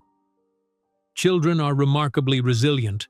The IV antibiotics are much stronger than the oral medication she was taking, and they'll work faster. I'm optimistic, but we need to monitor her closely for the next few hours." Sophie was transferred to a small observation room, one of several set up in the community center to handle medical emergencies in the aftermath of the flood. The regular hospital was still operating at reduced capacity due to water damage to its first floor, leaving the makeshift clinic to handle all but the most critical cases. "I'll stay with her," Daniel said, taking a seat in the chair beside Sophie's bed. "You should go home and get some rest." Eliza shook her head firmly. "I'm not going anywhere." Daniel looked up at her, his eyes filled with a mixture of gratitude and something deeper, more complex. "Eliza, you don't have to." "I know I don't have to," she interrupted gently. "I want to. We're in this together, remember?" A nurse brought in another chair, and Eliza settled beside Daniel, both of them keeping vigil as Sophie's fever raged on. The hours blurred together in the dimly lit room, marked only by the regular visits from medical staff checking Sophie's temperature and vital signs. Around 3 a.m., Sophie became restless, thrashing weakly against the sheets, her eyes moving rapidly beneath closed lids as fever dreams gripped her. "Mommy," she whimpered. "I want Mommy." Daniel's face crumpled at his daughter's plea, a pain so raw and helpless that Eliza felt it like a physical blow. Without thinking, she reached for his hand, gripping it tightly. "Talk to her," Eliza encouraged softly. "Let her hear your voice. It will anchor her." Daniel nodded, swallowing hard before leaning closer to his daughter. "Sophie, sweetheart, Daddy's here," he murmured, his voice steady despite the emotion behind it. "I'm right here with you. You're going to be okay." Sophie's restless movements calmed slightly at the sound of her father's voice, but she continued to call for her mother in a heartbreaking litany that seemed to drain the color from Daniel's face with each repetition. In a moment of pure instinct, Eliza began to hum softly, a lullaby her own mother had sung to her when she was ill as a child. The simple melody filled the quiet room, providing a gentle counterpoint to the beeping monitors.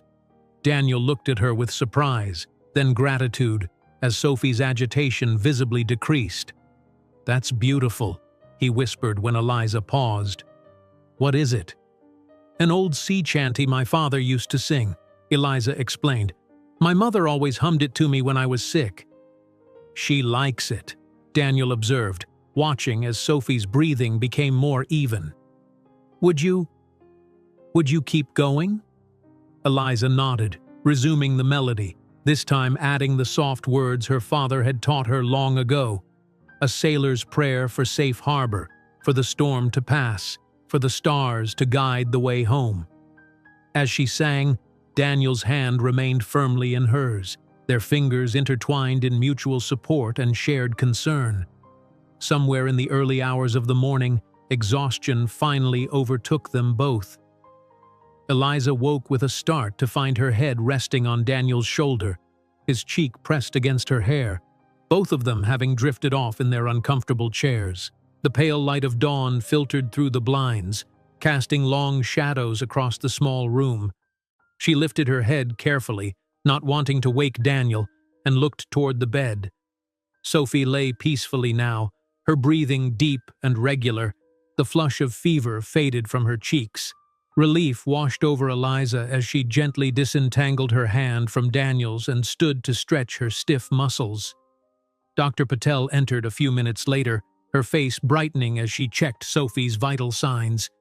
"Her fever broke during the night," she confirmed, "and her blood pressure has stabilized. I think we've turned a corner."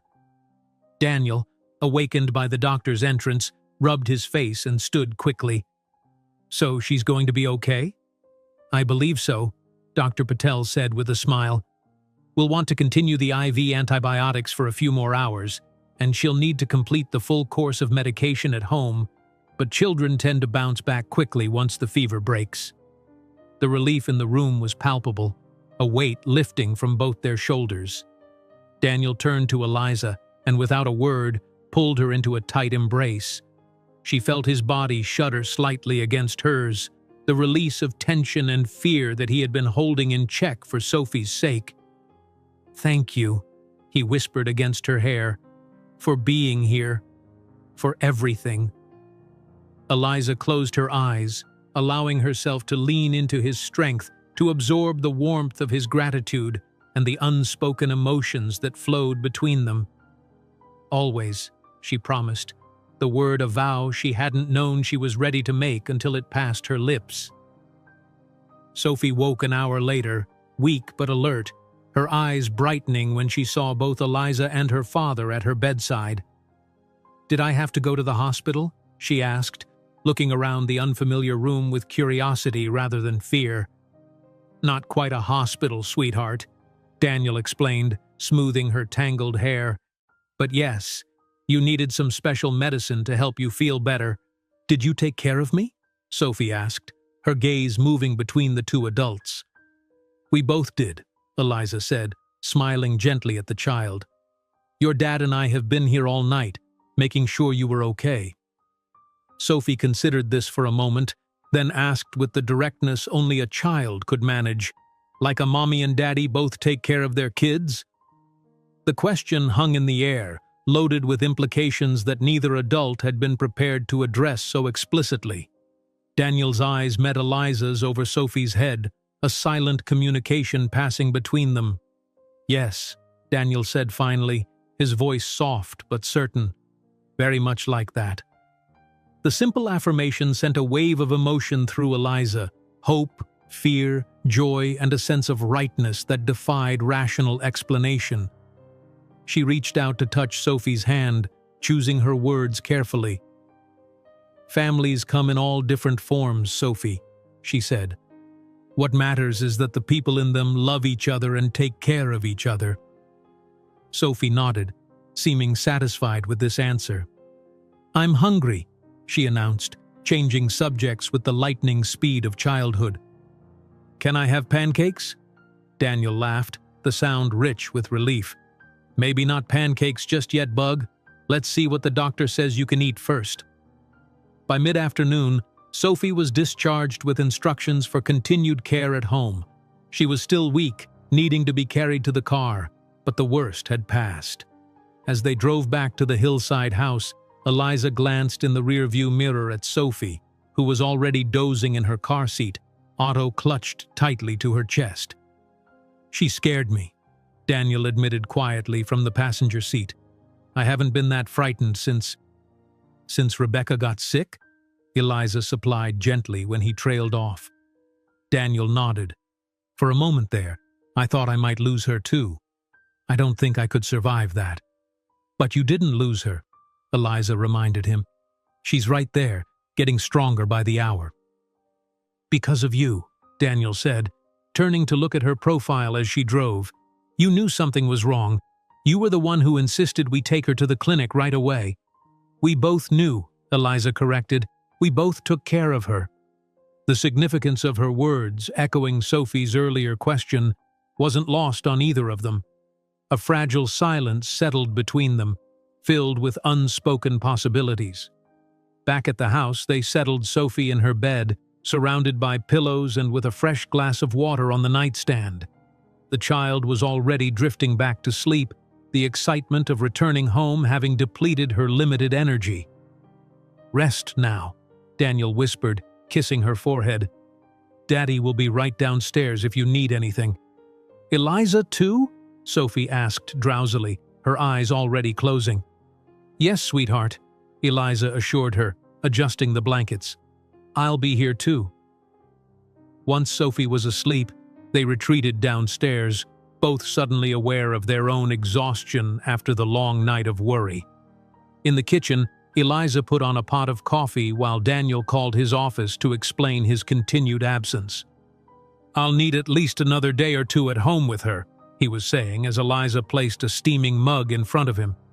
"Yes, I can review the revised plans remotely, but site visits will have to wait." After he hung up, Daniel rubbed his eyes tiredly.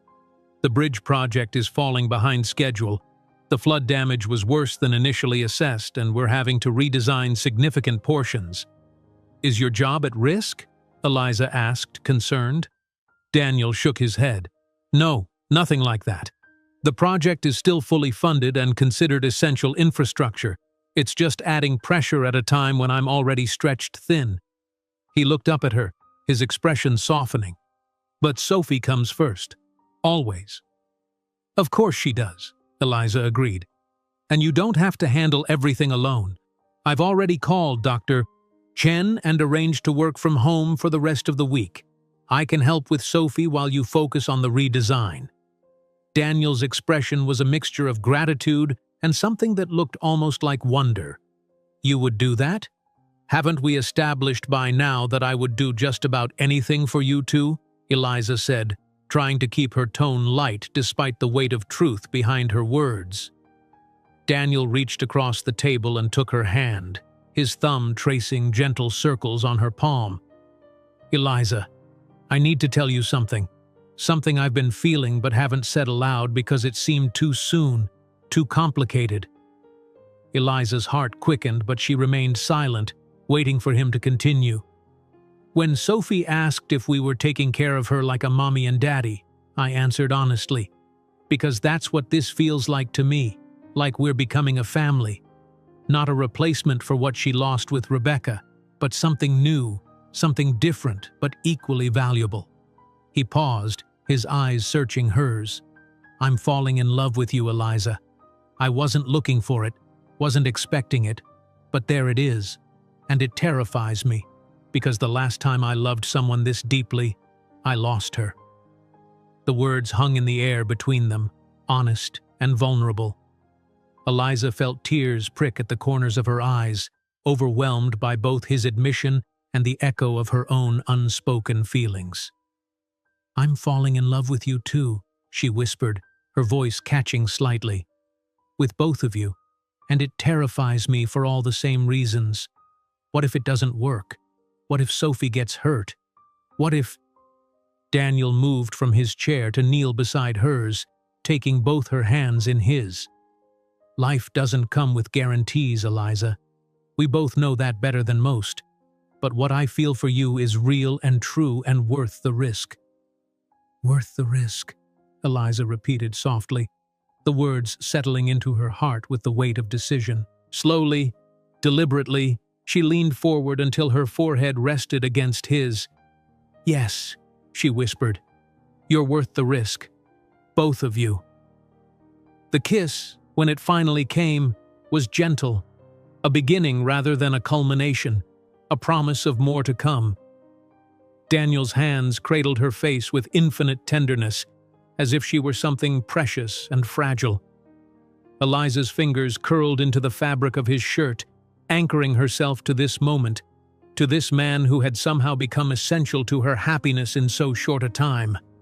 When they parted, both slightly breathless, Daniel smiled, a full, genuine smile that transformed his tired face.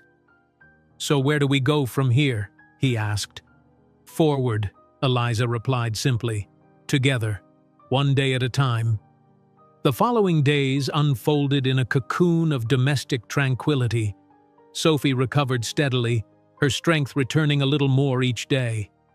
Eliza worked from home, setting up a temporary office in the sunroom where she could analyze data from the research center while keeping an ear out for Sophie's calls. Daniel split his time between caring for his daughter and working on revised bridge designs at the antique desk in Eleanor's study. In the evenings they would gather in the living room, Sophie on the floor with coloring books or puzzles, Eliza and Daniel on the couch, their shoulders touching, fingers occasionally intertwining when Sophie wasn't looking. They were taking things slowly for Sophie's sake, careful not to overwhelm her with too much change too quickly. But the connection between them grew stronger with each passing day, each shared smile, each quiet conversation after Sophie had gone to bed. A week after Sophie's illness, Eliza came downstairs one morning to find Daniel on the phone, his expression serious as he paced the kitchen. "Yes, I understand the urgency," he was saying, "but my daughter has been ill and I can't just—" He paused, listening to the voice on the other end. "Tomorrow? That's very short notice, but I suppose I could—" Another pause. "Yes, all right. I'll be there. Thank you for understanding." As he hung up, he noticed Eliza in the doorway and offered her a tired smile. "Morning. Everything okay?" she asked, moving to pour herself a cup of the coffee he had already made. Daniel sighed, running a hand through his hair. "That was my project manager. There's been another issue with the bridge site, something about soil composition that wasn't in the original surveys. They need me on site tomorrow for an emergency assessment." "In Millhaven?" Eliza asked. "No, that's the problem. It's at the main office in Portland. They need me there in person to review the core samples and revised geological surveys." He looked genuinely torn. "It's just for the day, but I hate to leave Sophie when she's still recovering." "Sophie is almost back to her normal self," Eliza pointed out gently, "and I'll be here with her. We'll be fine for one day." Daniel looked at her, gratitude and something deeper filling his eyes. "Are you sure? It's a lot to ask." "It's not asking when I'm offering," Eliza replied with a smile. "Besides, Sophie and I have plans to start a garden project. Mrs. Holloway gave us some seedlings yesterday." The tension in Daniel's shoulders eased visibly. "You're amazing, you know that?" "So you keep telling me," Eliza teased, stepping closer to him, "but I don't mind hearing it again." Daniel pulled her into his arms, pressing a soft kiss to her lips. "Thank you," he murmured against her mouth. for making all of this easier, for making everything better." Eliza melted into the embrace, still marveling at how right it felt to be held by him, to share these quiet moments of affection that had quickly become essential to her happiness. They were still learning each other, still discovering the contours of this new relationship, but every day brought deeper understanding, stronger connection. When Sophie came downstairs a few minutes later, they separated naturally, without awkwardness or guilt. They had decided to be honest with Sophie about the changing nature of their relationship, but to introduce the concept gradually, allowing her time to adjust to the idea that her father and Eliza cared for each other in a special way. "How are you feeling this morning, sweetheart?" Daniel asked as Sophie climbed onto a kitchen chair. "Good," she replied, reaching for the glass of orange juice Eliza had poured for her. "Can we plant the flowers today like Mrs. Holloway said?" "Absolutely," Eliza agreed, placing a bowl of oatmeal in front of the child. "I thought we could start after breakfast." Daniel watched the easy interaction between them, his heart full. "Sophie, I need to tell you something," he said, taking a seat beside his daughter. "I have to go away for work tomorrow, just for one day. I'll be back before bedtime." Sophie's spoon paused halfway to her mouth. "Where are you going?" "Portland. It's not far, just a couple of hours away. I need to meet with some other engineers about the bridge project." Sophie considered this information, her small brow furrowing. "Who will stay with me?" "Eliza will," Daniel replied. "If that's okay with you?" Sophie's face brightened immediately. "Yes! We can plant our garden and make cookies and maybe finish my puzzle." Eliza and Daniel exchanged smiles over the child's head, both touched by her enthusiasm and trust. The next morning, Daniel left early, kissing Sophie goodbye with promises to call during his lunch break and to be home in time to read her bedtime story. He kissed Eliza too, more briefly but with undisguised affection, whispering, "I'll miss you," against her ear in a way that made her cheeks flush. Eliza and Sophie spent the morning in the garden, planting colorful annuals in the flower beds that had been neglected since Eleanor's illness. Sophie took her responsibility as assistant gardener very seriously, carefully patting soil around each fragile stem as Eliza showed her.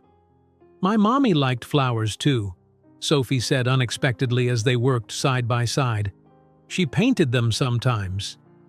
Eliza nodded, always careful when Sophie brought up Rebecca. "What kind of flowers did she like best?" "Sunflowers?" Sophie replied without hesitation. "Great big ones that were taller than me. We grew them in our old backyard before she got sick." "Sunflowers are wonderful," Eliza agreed. "Maybe we could plant some here too. There's plenty of sunny spots where they would grow well." Sophie's face lit up. "Really? Daddy would like that. He misses Mommy's sunflowers." "Then we definitely should plant some," Eliza said. "We can go to the garden center tomorrow and pick out some seeds." They were putting away the gardening tools when Eliza's phone rang. Not Daniel as she had expected, but Dr. Chen from the research center. "Eliza, I'm sorry to bother you at home," he began, his tone immediately alerting her that something was wrong. "But we've detected some concerning readings in the harbor water samples. The bacterial levels are far higher than they should be at this stage of flood recovery. I think we may have a significant sewage leak that wasn't identified in the initial infrastructure assessment." Eliza's mind immediately shifted to scientific mode, processing the implications. "Have you notified the health department?" "Yes, they're sending someone, but they're stretched thin with all the flood response. They asked if you could meet their inspector at the harbor to review the findings and help identify potential sources. Your knowledge of the local coastal topology would be invaluable." Eliza glanced at Sophie, who was carefully washing soil from her small hands at the garden hose. "I have Sophie with me today, Marcus. Daniel is in Portland for work." "Bring her along," Dr. Chen suggested. "It would just be a quick visual inspection of the harbor area, nothing dangerous. We need to move on this quickly, Eliza. If there's a major sewage leak into the harbor, it could have devastating environmental consequences, not to mention the public health risk." Eliza weighed her options. The inspection shouldn't take long, and the harbor area had been one of the first places cleared after the flood. Sophie might even enjoy the outing after being confined to the house during her illness. "All right," she decided, "we'll meet the inspector there in an hour."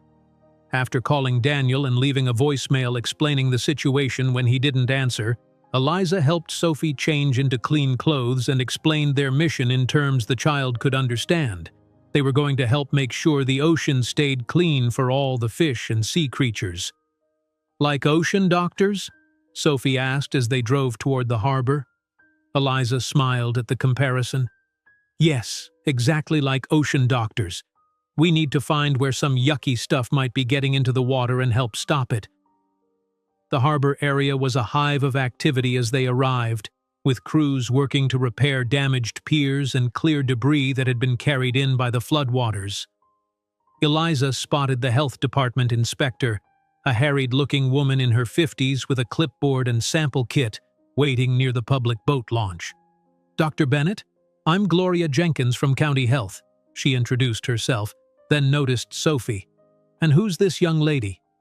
"Sophie Walsh," Eliza said. "She's helping me today." The inspector smiled briefly at the child before turning back to business. "We've got potential contamination at 3 points around the harbor. Your colleague Dr. Chen suggested you might know if there are any sewer outflows or treatment facilities that could have been compromised by the flood."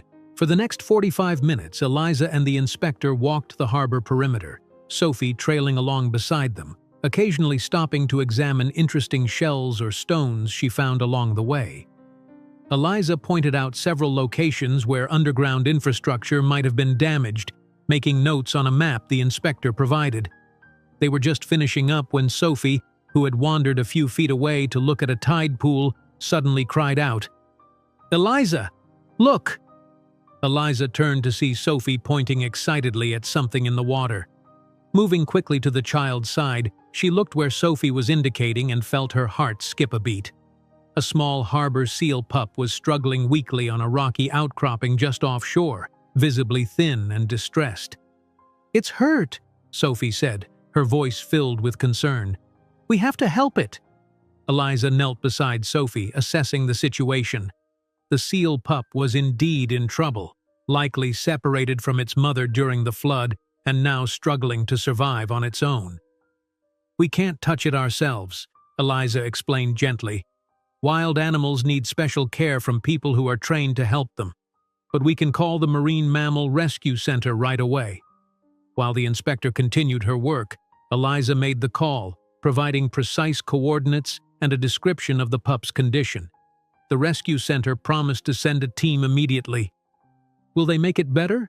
Sophie asked anxiously as they waited, her eyes never leaving the struggling pup. "They'll do everything they can," Eliza assured her. "The people at the rescue center are very good at helping sick seals." When the Marine Mammal Rescue Team arrived 20 minutes later, Sophie watched with fascination as they carefully captured the weakened pup and performed a preliminary examination.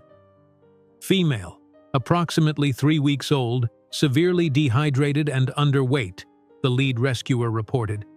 "But she's a fighter. Good chance of recovery with proper care." "Can we visit her?" Sophie asked immediately, "to make sure she's okay?" The rescuer smiled at Sophie's concern. "Once she's stabilized, absolutely. In fact, if she recovers well, we might need volunteers to help with her rehabilitation." Sophie's eyes widened with excitement. "I could help? Really?" "With adult supervision," the rescuer clarified, glancing at Eliza. "We always need gentle hands to help with feeding and socialization." By the time they returned to the hillside house late that afternoon, Sophie could talk of nothing but the seal pup and her plans to help with its recovery. When Daniel called to check in, she recounted the entire adventure in breathless detail. "And they said I can help feed her when she's stronger," she concluded triumphantly. "That sounds amazing, Bug," Daniel's voice came through the speaker. "I can't wait to hear all about it when I get home tonight." After Sophie handed the phone back to Eliza and ran upstairs to draw a picture of the seal pup, Daniel's tone grew more serious. Are you okay? That was more excitement than I expected for a quiet day at home. We're fine, Eliza assured him. It was actually wonderful to see Sophie so engaged and passionate about helping the seal. She has a natural empathy for animals. Like someone else I know, Daniel said warmly. Thank you for turning what could have been a boring work task into an educational adventure for her. Daniel returned late that evening, looking exhausted but relieved to be home. Sophie had already fallen asleep, the excitement of the day and her still recovering body requiring more rest than usual. Eliza met him at the door, welcoming him with a warm embrace that he sank into gratefully. Rough day? She asked, leading him to the kitchen where she had kept dinner warm. Challenging, he admitted, dropping his briefcase by the table. The soil composition at the main support site is more unstable than we initially thought. We're having to completely redesign the foundation structure. He ran a hand through his already disheveled hair. But I don't want to talk about bridges right now. I want to hear more about this seal pup adventure. As Daniel ate, Eliza recounted the day's events in greater detail, describing Sophie's immediate connection to the stranded seal and her determination to help with its rehabilitation. She's got your heart, Daniel said with a smile, that instinct to rescue creatures in distress. I think she's got plenty of your heart too, Eliza replied. That quiet determination, the way she focuses completely on what matters to her. Daniel reached across the table for her hand. I missed you today, he said simply. Both of you. It's strange how quickly this has become home, not just the house, but being with you and Sophie, the three of us together. I know, Eliza agreed softly. I felt it too when you were gone, like something essential was missing. Later, as they sat together on the porch, watching the distant lights of the recovering town below, Daniel broached a subject they had been circling for days. The city's housing authority called today, he said. They've found an available apartment for us in the new development on the east side. It's ready for immediate occupancy. Eliza felt her heart sink, though she tried not to let it show on her face. She had known this moment would come eventually, when Daniel and Sophie would no longer need the shelter of her mother's house, when they would return to their own independent lives. Despite their growing relationship, they had never explicitly discussed long-term living arrangements. I see, she said carefully. When would you need to make a decision? They want an answer by the end of the week, Daniel replied, his eyes studying her face. But I've already made my decision. I turned it down. Eliza's head snapped up in surprise. You did? But I thought... I know we haven't talked about this directly, Daniel continued, turning to face her fully. And if I'm moving too fast, you need to tell me. But Eliza, I don't want to leave this house. I don't want to leave you. Unless you want us to go, I'd like to stay. Not as temporary guests riding out a disaster, but as... He hesitated, searching for the right words. As family, Eliza finished for him, her voice barely above a whisper. Yes, Daniel said, relief evident in his expression. As family. The word hung between them, weighted with significance and promise. Eliza felt tears prick at the corners of her eyes, unexpected emotion welling up from deep within. I don't want you to go either, she admitted. The thought of this house without you and Sophie in it doesn't feel right anymore. Daniel's smile was like the sun breaking through clouds. He pulled her gently into his arms, his lips finding hers in a kiss that felt like coming home after a long journey, familiar and new all at once, full of promise and belonging. There's something else I need to tell you, he said when they finally broke apart. My firm has offered me a permanent position here in Millhaven, overseeing the bridge project through completion and then heading up a new coastal infrastructure division. They were going to wait until the emergency phase was over to discuss it, but with the redesign issues, they needed a commitment now. And you said yes? Eliza asked, already knowing the answer from the certainty in his eyes. I said yes, Daniel confirmed. Millhaven is our home now, Sophie's and mine. She's happy here. happier than I've seen her since before Rebecca got sick. And I've found something here I never expected to find again. His hand cupped her cheek tenderly.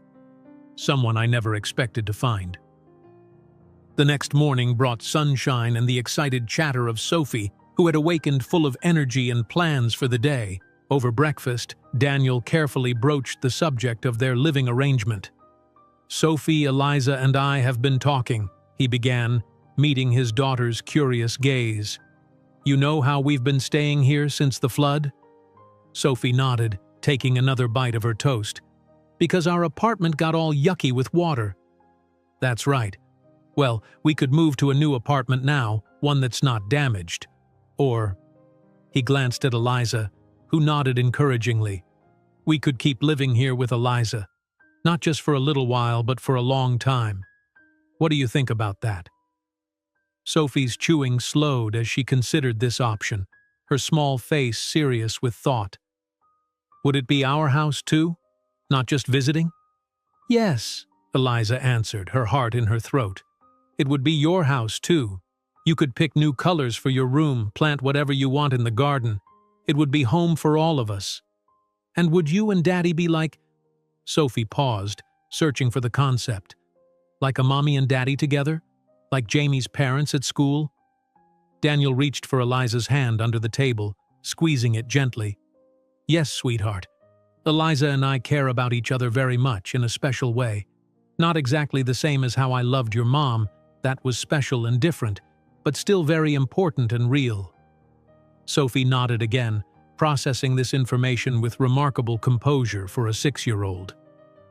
"So Eliza would be like my new mommy?" Eliza felt her breath catch. They hadn't discussed this specific aspect, hadn't put that particular label on what her relationship to Sophie might become. Before she could formulate a response, Daniel spoke, his voice gentle but clear. "Eliza would be her own special person in your life, Sophie. No one can replace your mom, and no one wants to. But Eliza loves you very much, and she would be another grown-up who would always take care of you and be there for you. Some kids are lucky enough to have lots of people who love them in different ways." Sophie turned her solemn gaze to Eliza. "Do you love me?"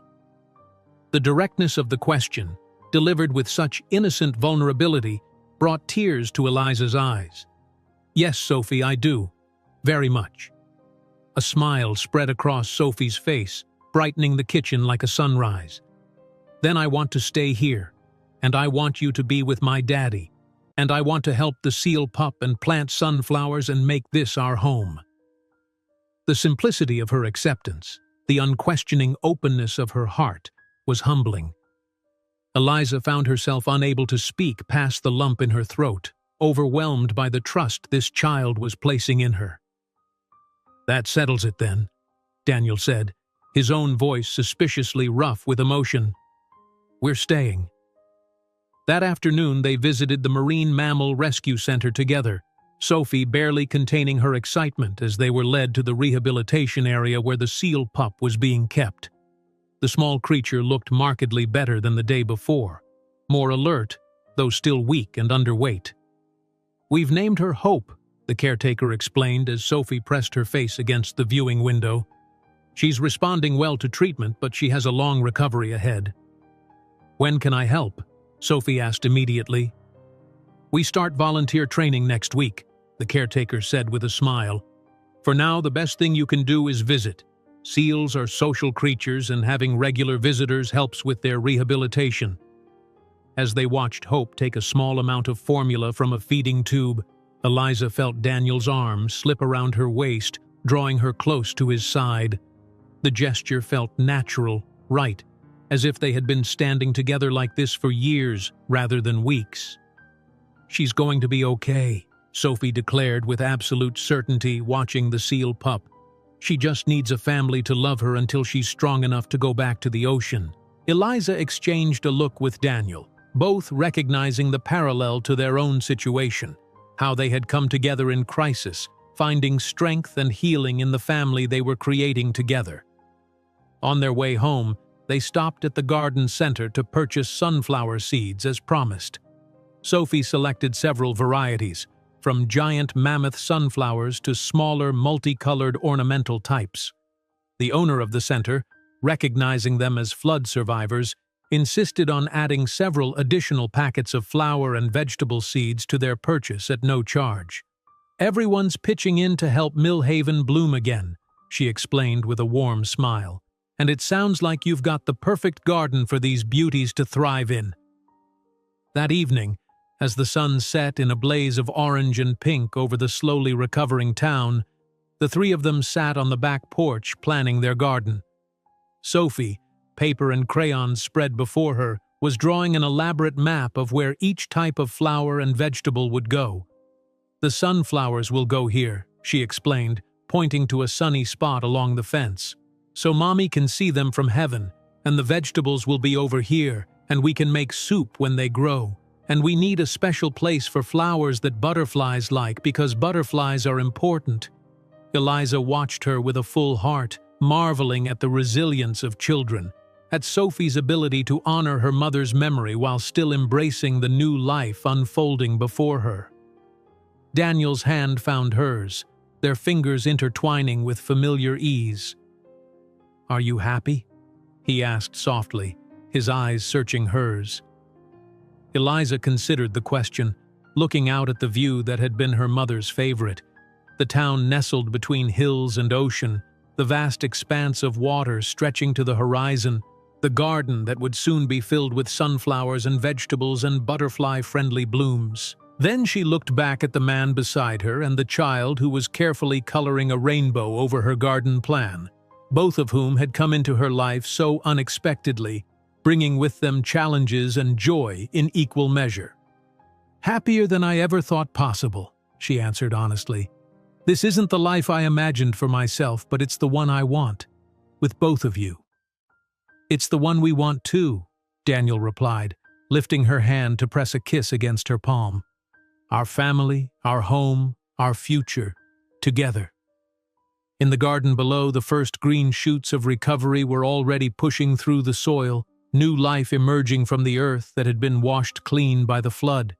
Like the town rebuilding below, like Hope the seal pup gaining strength day by day, like the sunflowers that would soon reach toward the sky, they too were growing toward something beautiful, a family forged in crisis, but flourishing in love.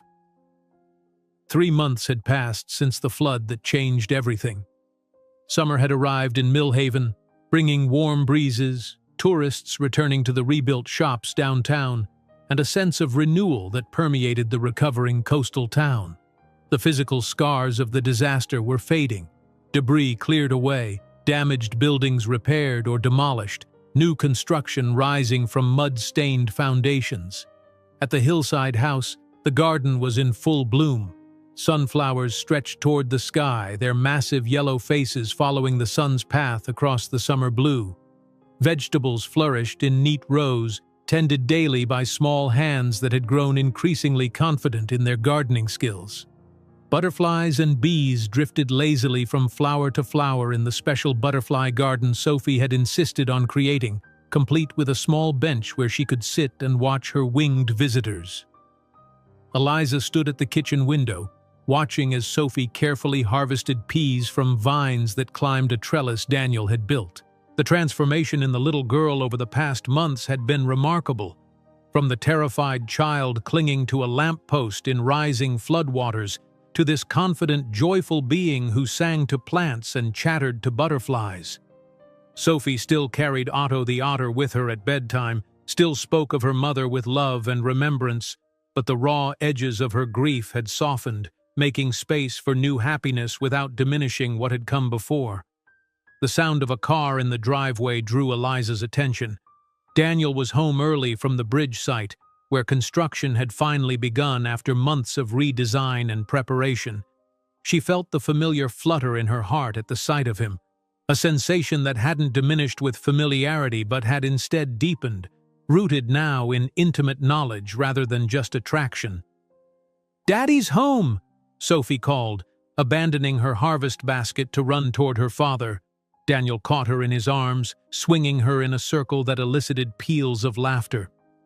Eliza stepped onto the porch, smiling at the scene before her. This was her family now, officially as of last month when Daniel had asked her to marry him during a sunset walk along the repaired harbor promenade. The simple diamond ring on her finger caught the afternoon light as she raised her hand in greeting. "You're early," she called as Daniel approached, Sophie now perched on his shoulders. "Good news deserved an early departure," he replied, his smile suggesting something significant. "The first support pylon passed all stability tests. We're officially ahead of schedule and under budget." "That calls for a celebration," Eliza said as he climbed the steps to join her on the porch. He kissed her lightly, mindful of Sophie giggling above them. "I thought so too," Daniel agreed. "But first, I think we have a very important appointment to keep."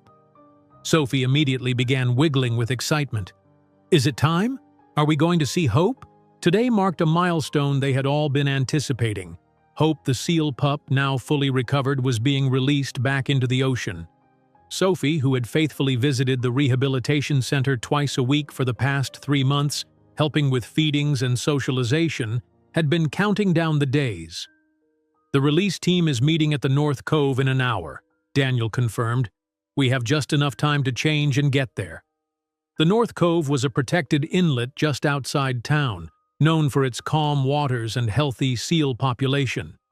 As they arrived, they found a small crowd already gathered: the rehabilitation team, local officials, a few reporters, and several families with children who had followed Hope's recovery story. The seal pup, now sleek and healthy, waited in a special carrier near the water's edge. Dr. Larson, the lead veterinarian, spotted Sophie and waved her over. "Our most dedicated volunteer has arrived," she announced with a warm smile. "Hope has been waiting for you, Sophie." Sophie approached the carrier reverently, kneeling to peer inside. Hope looked back at her with large, expressive eyes that seemed to hold recognition. "She remembers me," Sophie whispered. "I'm sure she does," Dr. Larson agreed. "You've been a very important part of her recovery. Would you like to help with her release?" Sophie's eyes widened. "Can I really?" "We think it's only fitting," the veterinarian replied. "After all, you were there when she was found.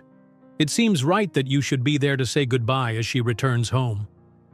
Tears sprang to Eliza's eyes as she watched Dr. Larson explain to Sophie how the release would work. Daniel's arm slipped around her waist, pulling her close against his side. "Are you okay?" he asked softly, noticing her tears. Eliza nodded. "Just thinking about how far we've all come since that day.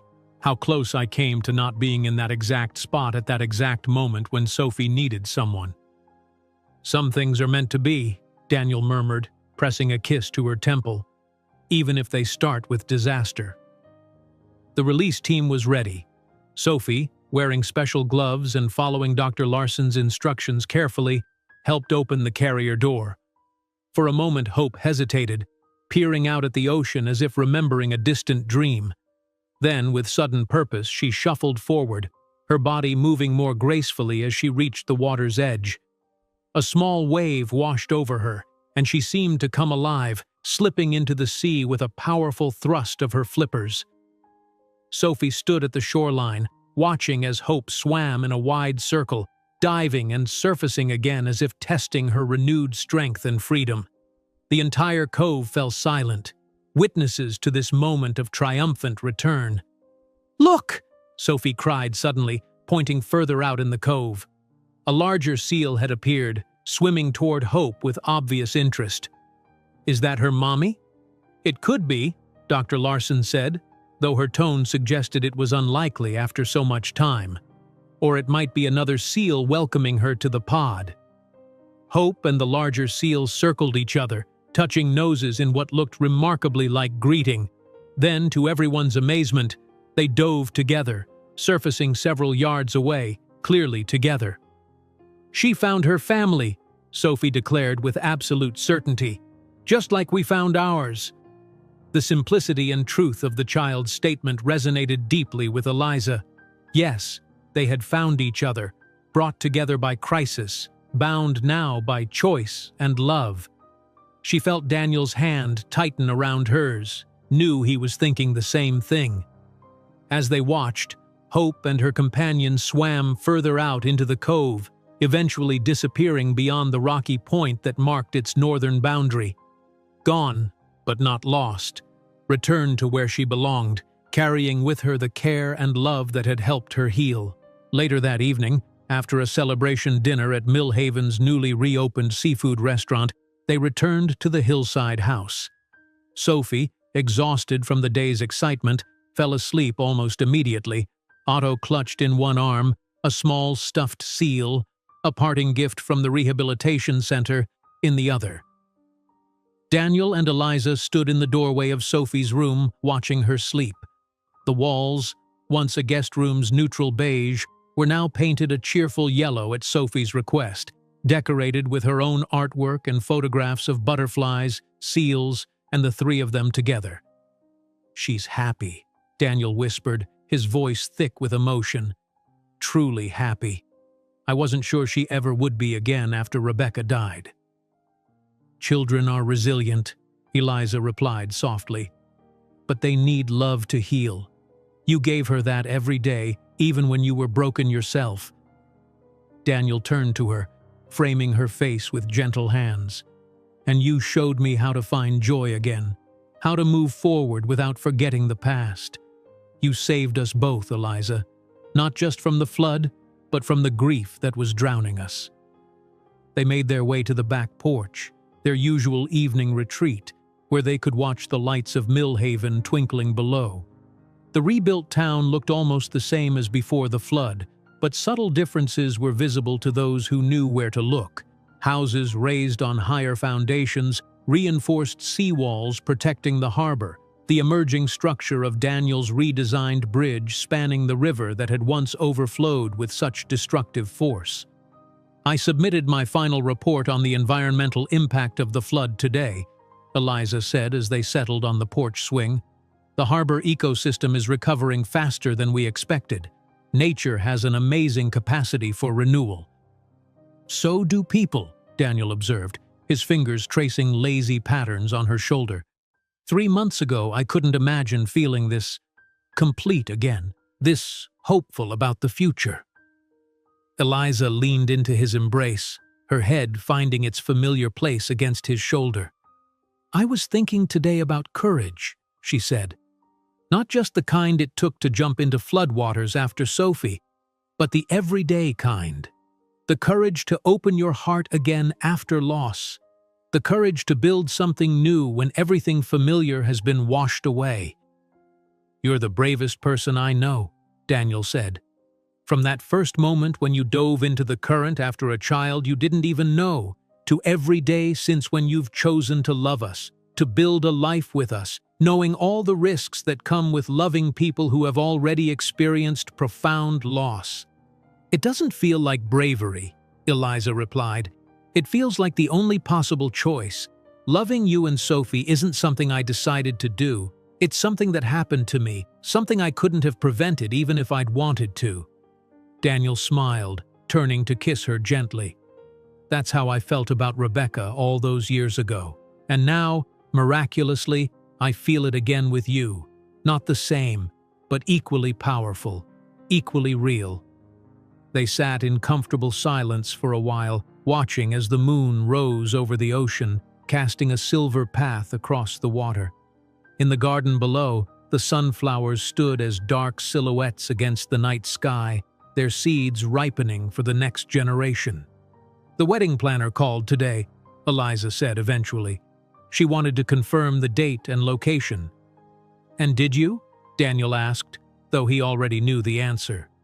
"September 15th on the beach at sunrise," Eliza confirmed. "Small ceremony, just close friends and family." Daniel nodded his approval. "Perfect. Simple and meaningful, like us." "Sophie wants to release butterflies instead of throwing flower petals," Eliza added with a smile. "She says it's more environmentally friendly." "She's definitely your stepdaughter," Daniel laughed. Already worrying about ecological impact, the word stepdaughter still felt new on their tongues, a role Eliza was stepping into with both joy and reverence, mindful of the responsibility it entailed. Sophie had been the one to suggest it, matter-of-factly announcing at dinner one evening that if Eliza was going to marry her daddy, that would make her a stepmother, like in Cinderella, but the good kind. "I was thinking," Daniel said, his tone shifting to something more serious, "about the house." Eliza looked up at him questioningly. They had already decided to make the hillside house their permanent home, having agreed that its spaciousness, beautiful location, and the happiness they had found within its walls made it the perfect place to build their future together. "Eleanor's house," Daniel clarified. "I know we've been calling it that still. Eleanor's house. But it's not just hers anymore. It's ours, yours and mine and Sophie's. I thought maybe it's time we started calling it that. Our house. Our home." Tears pricked at Eliza's eyes, unexpected emotion welling up at his words. He was right, of course. She had been holding on to that last connection to her mother, that small linguistic tether to the past. "Our home," she repeated softly, testing the words. They felt right, true in a way that acknowledged both what had been and what now was. "Yes, I'd like that." Daniel's arms tightened around her, solid and secure. "I love you, Eliza Bennett, soon to be Eliza Walsh." "I love you too," she whispered back, "all three names of you." They stayed on the porch until the stars were fully visible, a canopy of light above their home on the hill. Below, the town that had nearly been destroyed was finding its way back to life. Out in the cove, Hope was learning to be wild again, supported by her newly found family. And here, in this house that had seen both grief and joy, three lives that might never have intersected were now inextricably intertwined. The flood had changed everything, washing away barriers, creating new channels, revealing foundations strong enough to build upon. What had begun in crisis had transformed into something beautiful and enduring. A family, a future, a love born from courage that neither of them had known they possessed until the moment it was needed most.